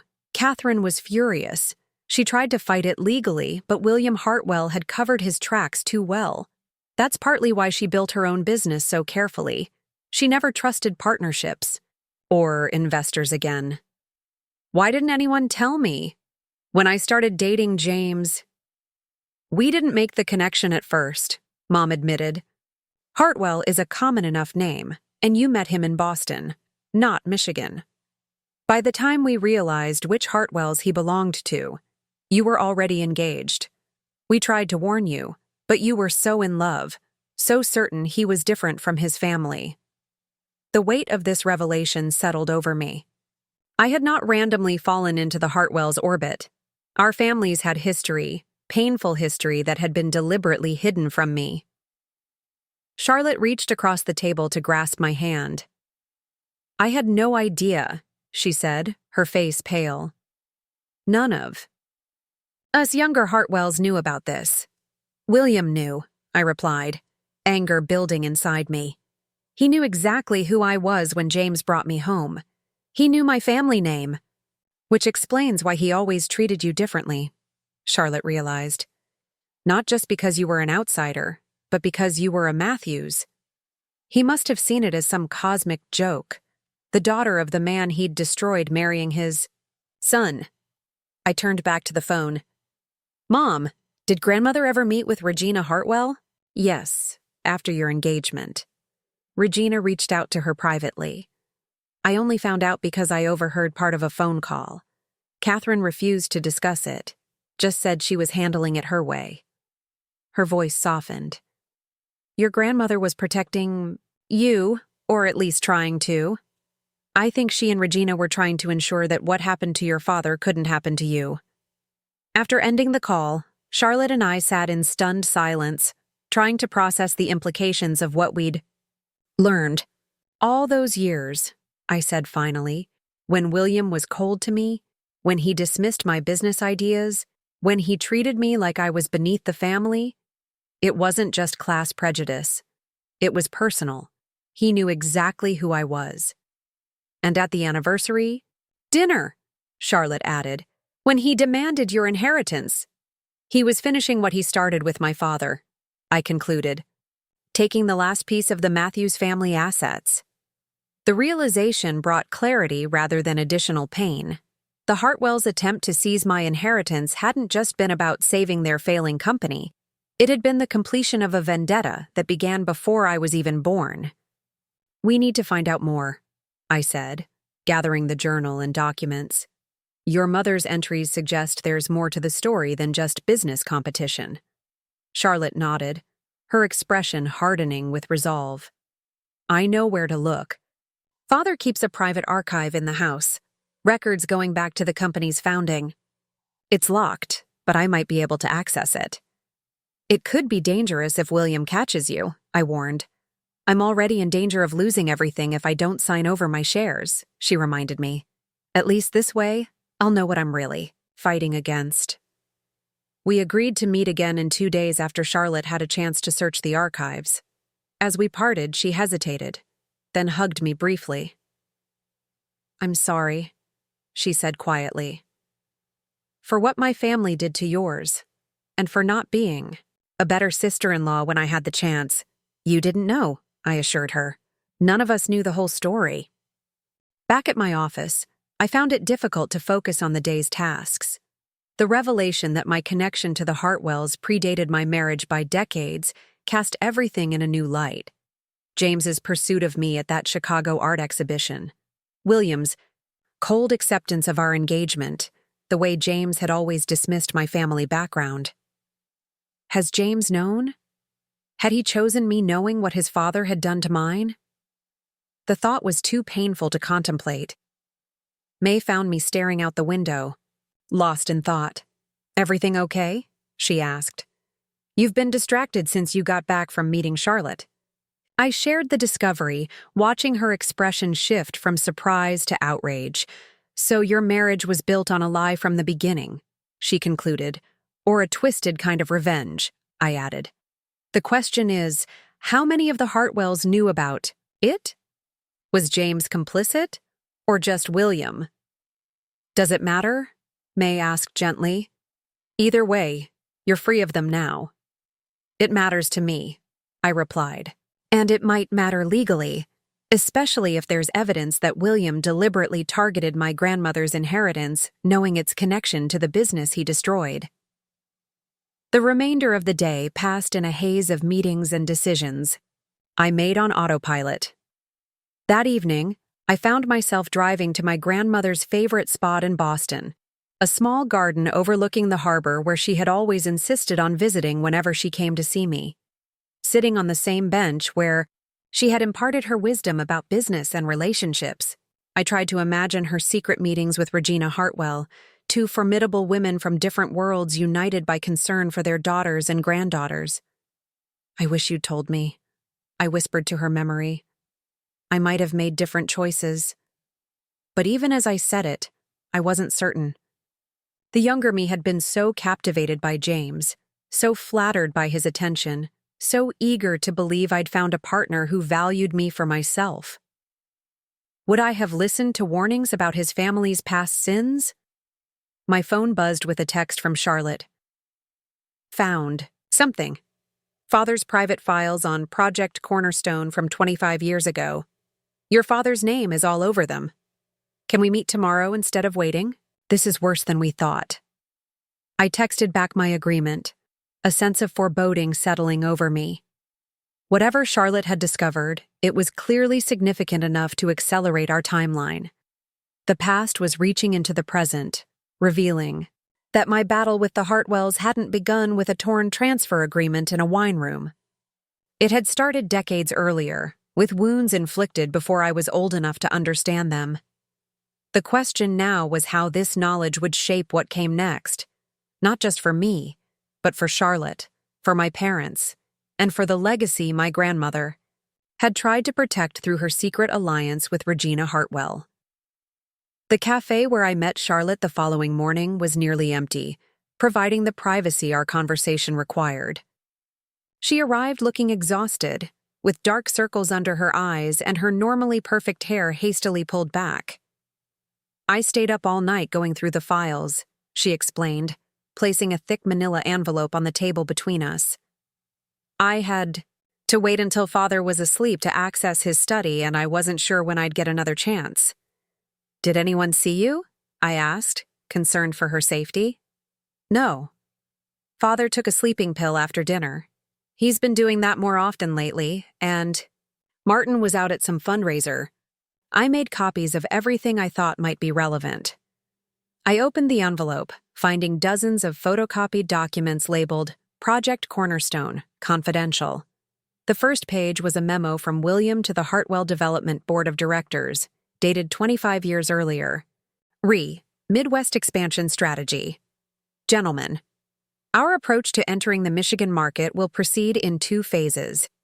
Phase 1 involves extracting operational intelligence from Matthews Construction through our proposed partnership. Jonathan Matthews has already provided substantial proprietary information in good faith during preliminary discussions. Once we have acquired all necessary business methods and client relationships, Phase 2 will commence.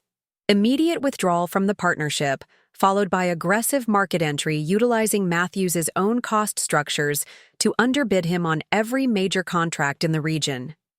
The goal is not merely market entry, but complete Elimination of Matthews Construction as a competitor, allowing us to establish regional dominance without meaningful opposition.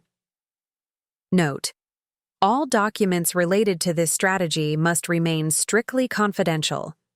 Legal has advised that while our approach skirts the edge of business ethics, it remains technically within legal boundaries provided we maintain plausible deniability regarding our intentions. I looked up at Charlotte, momentarily speechless. This wasn't just ruthless business competition. It was a deliberate, calculated plan to destroy my father's company by exploiting his trust. "Keep reading," Charlotte urged, her voice tight. "It gets worse." The next document was a financial analysis, showing projected profits from eliminating Matthews Construction as a competitor, followed by a timeline for implementation that included details on which employees to target for recruitment after my father's business failed. But it was the handwritten note attached to the third document that made my blood run cold. William Matthews is filing for bankruptcy as anticipated. Sources say he's taking it badly. Turned down Harrison's offer to join HD as a project manager. His mother-in-law, Catherine Matthews, has been asking questions, poking around for evidence of our strategy. She's apparently well-connected in certain legal circles. Recommend we maintain complete information blackout regarding Project Cornerstone. On. A personal note: crushing Matthews feels even better than expected.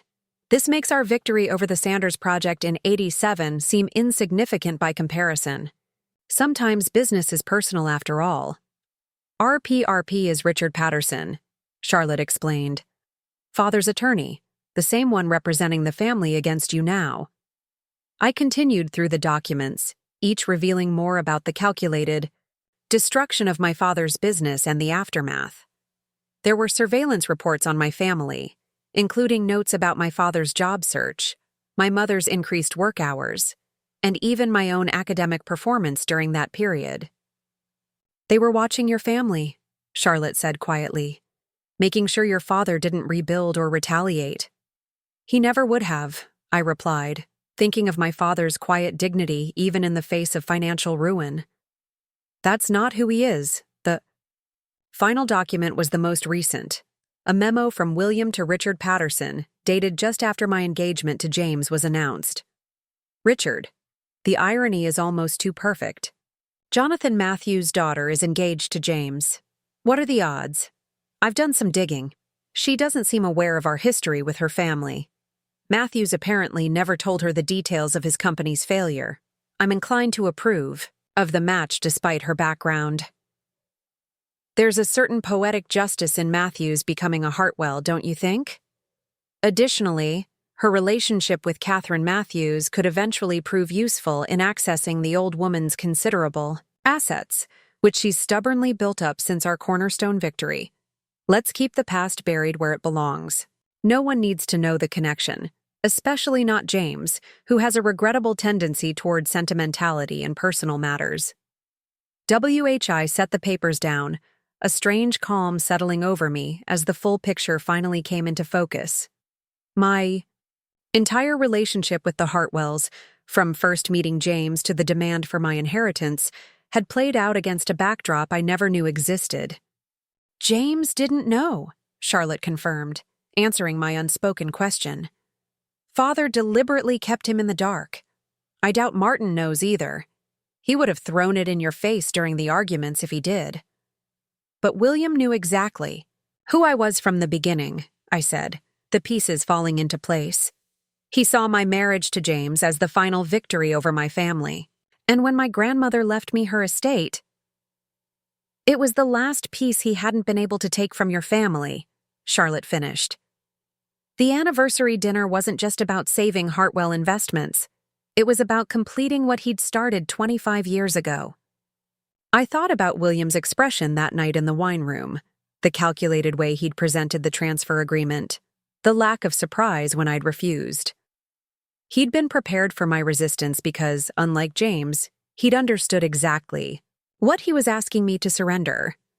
"What are you going to do with these?" Charlotte asked, gesturing to the documents. It was a good question. The evidence of William's ruthless destruction of my father's business was damning from an ethical standpoint, but as his own memo had stated, he had carefully ensured everything remained technically within legal boundaries. The statute of limitations on any potential business fraud claims had long expired. First, I'm going to show them to my parents, I decided. They deserve to know the truth after all these years. As for the rest, I paused, considering my options. These documents prove William has been operating with hidden agendas and withholding material information from his own board and family members. That could be relevant to your situation with the shares. Charlotte nodded slowly. Leverage against his demand that I sign them over. Exactly. His current board might be very interested to learn how he's conducted business over the decades, especially with the company already facing financial difficulties. We spent the next hour discussing strategies, focusing particularly on how Charlotte could protect herself while extracting from the Hartwell orbit. She had already applied to resume her doctoral program, using some of her accessible trust funds to secure an apartment near campus. I'll need to move quickly once I confront Father, she acknowledged. He doesn't respond well to defiance. You don't have to do this alone, I reminded her. My attorney is already working on your trust situation, and you have evidence now of William's pattern of manipulating family members for business purposes. As our meeting concluded, Charlotte hesitated before leaving. Eleanor, there's something else you should know. James has been asking about you, not the usual angry demands, but actual questions about how you're doing, whether you seem happy. I wasn't sure how to respond to this information. The James I thought I knew had never existed.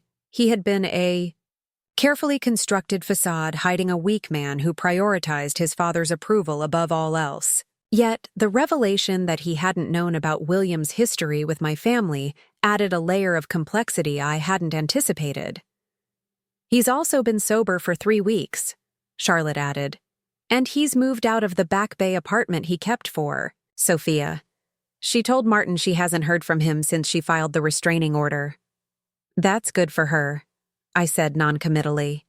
And probably good for James, too.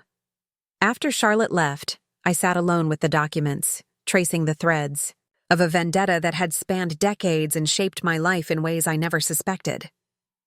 William Hartwell had not just been a difficult father-in-law. He had been an architect of my family's financial struggles, a silent observer of my childhood difficulties, and ultimately, the orchestrator of my marriage to his son. Yet his grand design had unraveled because of one miscalculation. He had underestimated my grandmother. Catherine Matthews had quietly built her own success after my father's business failed. She had forged an alliance with William's own wife. And in her final act, she had left her estate not to me and James jointly, as William might have anticipated, but to me alone, protected by the same legal structures Regina Hartwell had used to shield Charlotte. I gathered the documents and headed to Catherine Fine Arts, where my parents were helping with a new installation.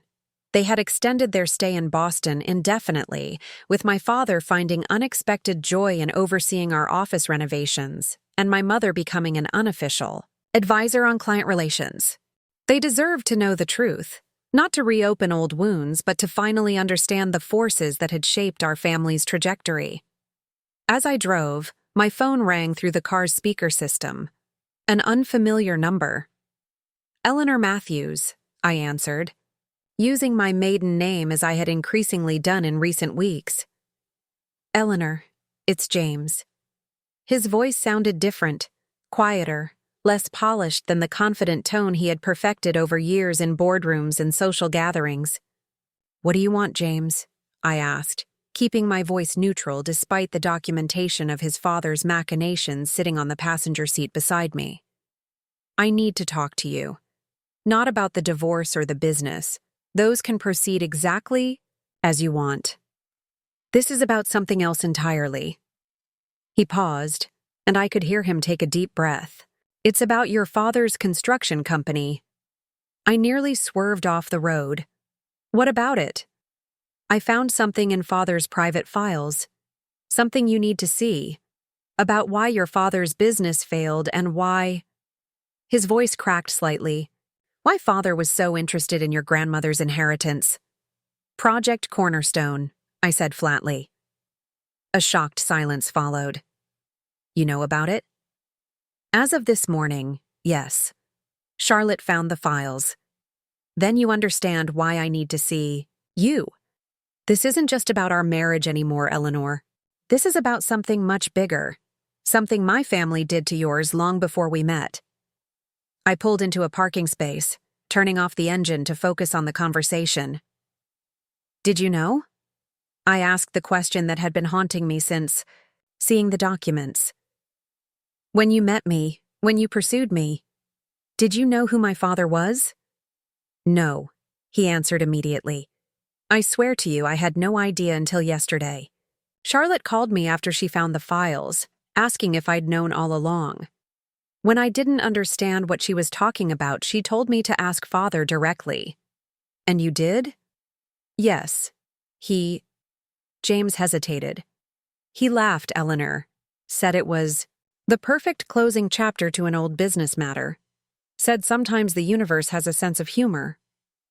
The cold calculation of it, William seeing my relationship with James as cosmic justice rather than human connection, was breathtaking in its cruelty. I need to process this, James, I said finally. I'm on my way to show these documents to my parents. They've lived with the consequences of your father's actions for 25 years without knowing the full truth. I understand, he replied. But afterward, please consider meeting with me. Not for reconciliation. I know that's impossible now, but because I think we both deserve to understand exactly what happened. Your family and mine have been connected for far longer than either of us realized, and not in ways I would ever have wanted. After ending the call, I sat for several minutes, absorbing this latest development. James wanted to talk about Project Cornerstone, perhaps to distance himself from his father's actions, perhaps to make amends in some way. The question was whether such a conversation would serve any purpose beyond reopening wounds that had finally begun to heal. With the documents beside me and new questions forming in my mind, I continued toward Catherine Fine Arts, where my parents waited, unaware that I was bringing them answers to questions they had stopped asking decades ago. The truth about the past wouldn't change what had happened, but it might finally allow all of us to understand the invisible forces that had shaped our lives, and perhaps to break free from them once and for all. 2 years after that fateful anniversary dinner at Le Chateau Blanc, I stood in the gallery space of Catherine Fine Arts' new headquarters. The company had outgrown our Cambridge studio within 18 months, necessitating the move to a renovated historical building in Boston's South End, a space that reflected both our artistic values and our commercial success. Tonight was the opening reception for our latest exhibition, Legacies, featuring works that explored family history, inheritance, and the complex interplay between past and present. The concept had been deeply personal for me, though few guests would understand the full significance. Nervous? May asked, joining me as I surveyed the gallery where elegantly dressed guests were already beginning to arrive. Not nervous, I replied. Just reflective.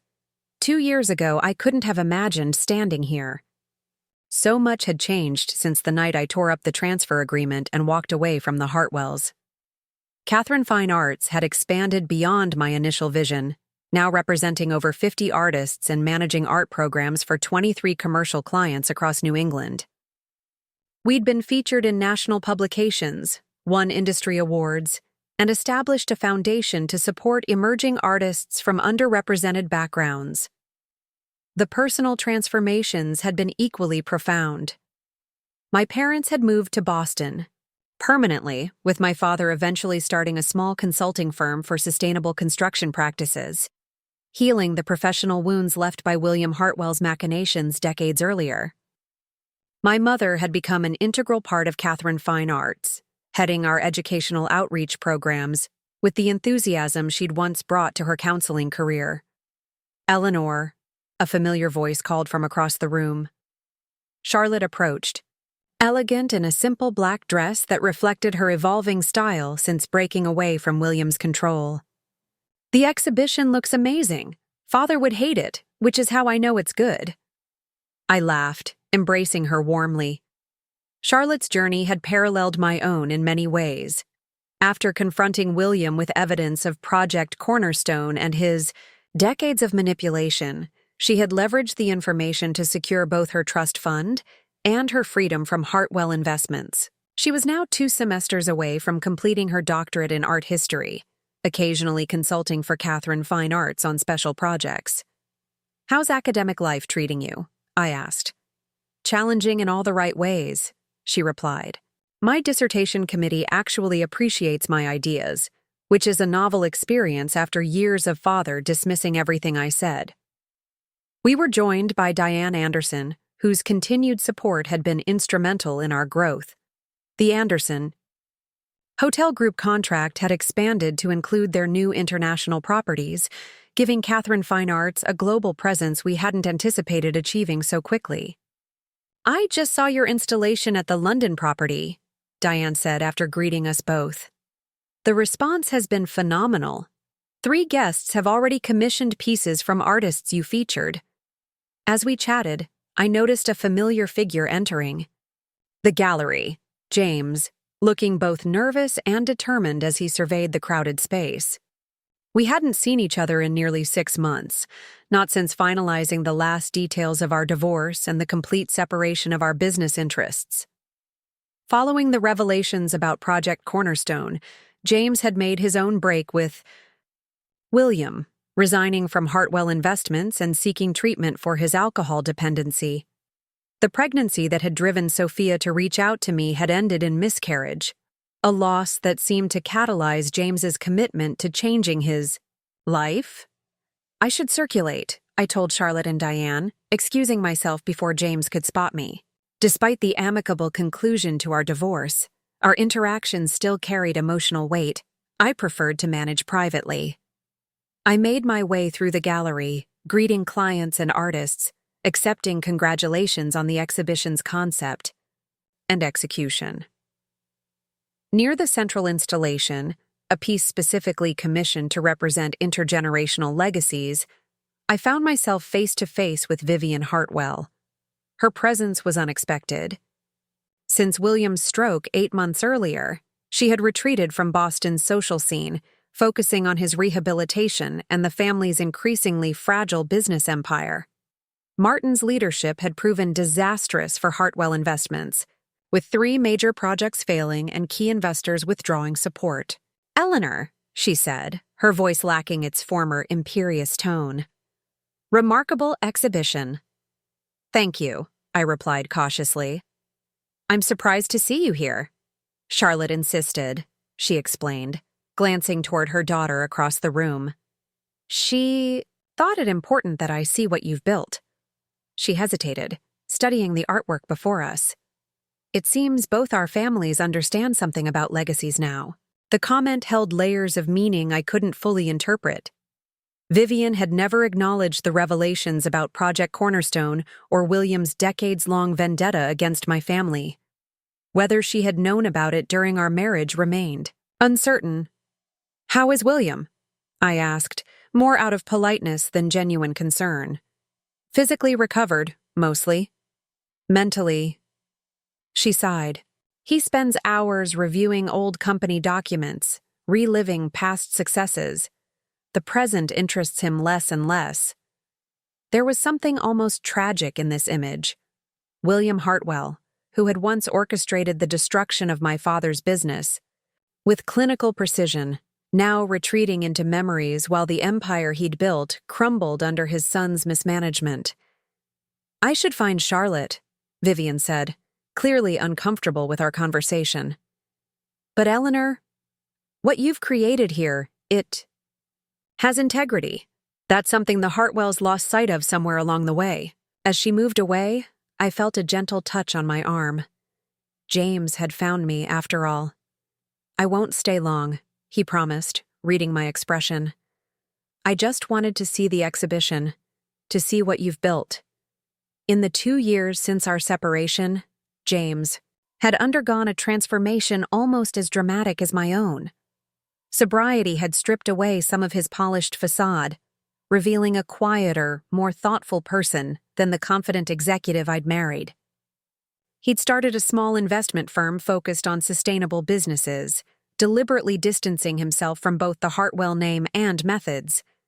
"It's impressive," he continued, gesturing to the bustling gallery. "Not just commercially successful, but meaningful. This is what you always wanted to do, isn't it? Before I convinced you to focus on the luxury market instead." "It is," I acknowledged, "though I wouldn't have gotten here without going through everything else first." A comfortable silence fell between us, perhaps the first truly comfortable moment we'd shared in years. The acrimony of our separation had gradually given way to something like mutual respect, particularly after James had apologized to my father for his family's actions, an apology that had meant more to Dad than I had anticipated. "Eleanor," James said finally, "I know we've said everything that needs saying about the past, but I wanted you to know I'm grateful that you tore up that transfer agreement. Not just for your sake, but for mine too. It forced me to finally see my father clearly, to understand what kind of man he really is." I studied his face, searching for the manipulative charm that had once been his default approach to difficult conversations. Instead, I found only sincerity. "We can't change." "What happened?" I replied. "Not what William did to my father's business, not what happened in our marriage, but we can choose what we build now." "That's what I'm trying to do," he said quietly. "Build something that matters, something with the integrity Mother always talked about, but Father never understood." As James moved away to examine the artwork, I found myself reflecting on the strange, interconnected journeys our families had taken. William's destruction of my father's business had set in motion a chain of events that culminated, decades later, in the liberation of both me and his own daughter from his control.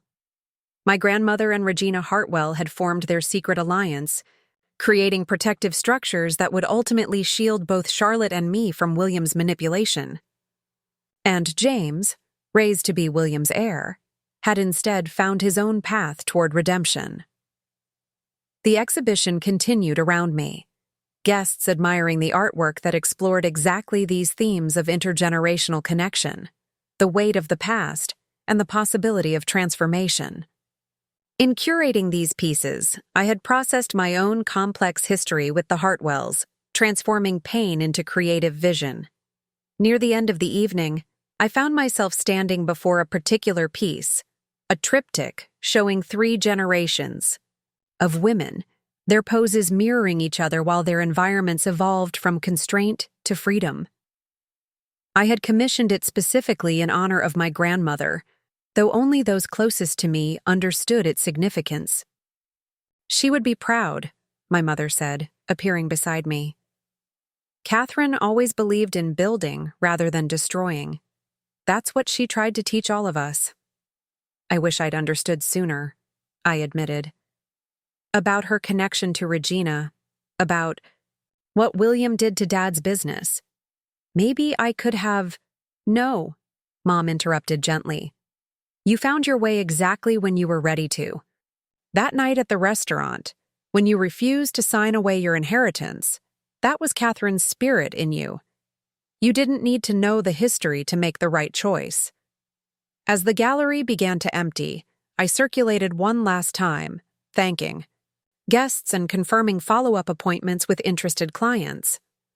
Near the entrance, I spotted Charlotte deep in conversation with James, siblings navigating their complicated family legacy together, despite having chosen different paths.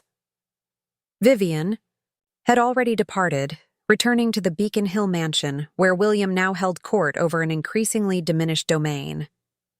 Martin was absent entirely, likely uninterested in an event celebrating his sister's independence and his former sister-in-law's success. The final guest to leave was Diane Anderson, who paused to survey the gallery with appreciation. "You know," she said thoughtfully, When I first met you, you were trying so hard to fit into the Hartwell mold. Conservative choices, traditional approaches, everything calculated to please their sensibilities. I always wondered what you might create if you were free to follow your own vision. And now? I asked, curious about her assessment. Now I know, she replied simply. All of this, is what happens when talent meets authenticity. When you stop trying to be Hartwell and remember who you really are. After everyone had gone, I walked through the quiet gallery, savoring the culmination of 2 years' work. Each piece represented not just artistic merit, but the values Catherine Fine Arts had been built upon: integrity, independence, and the courage to create something meaningful rather than merely profitable. My phone buzzed with a text from Charlotte. Dinner next week to discuss the University Gallery project? James mentioned his firm might be interested in providing some funding. No pressure either way. I smiled at her careful phrasing, appreciative of how she navigated the complex relationships our families continued to share. Despite everything, Charlotte had maintained connections with both worlds, the Hartwell legacy she'd been born into and the new community we'd built together. I texted back my agreement, then silenced my phone, wanting these final moments alone with the exhibition. Tomorrow would bring new projects, new challenges, new opportunities to build on what we'd created. But tonight was for reflection, for acknowledging the journey that had brought me here. 2 years ago, in a private wine room at Boston's most exclusive French restaurant, William Hartwell had presented me with a document meant to complete his decades-long vendetta against my family. Instead, that moment had become the catalyst for transformation, not just for me, but for Charlotte, for James, and in some ways, for William himself. My grandmother had been right all along. Real legacy isn't found in family names or financial assets. It lives in the values we choose to embody, the work we create, and the freedom we claim for ourselves when we finally recognize our own power. As I turned out the lights on legacies, I carried that knowledge forward, not as Eleanor Hartwell, defined by marriage to a powerful family, but as Eleanor Matthews, architect of her own destiny. Looking for more? We've got 2 amazing stories ready for you right on screen. If this one touched you, these are absolutely worth your time. Click to watch them now. And hey, subscribe and hit that bell to never miss our latest uploads.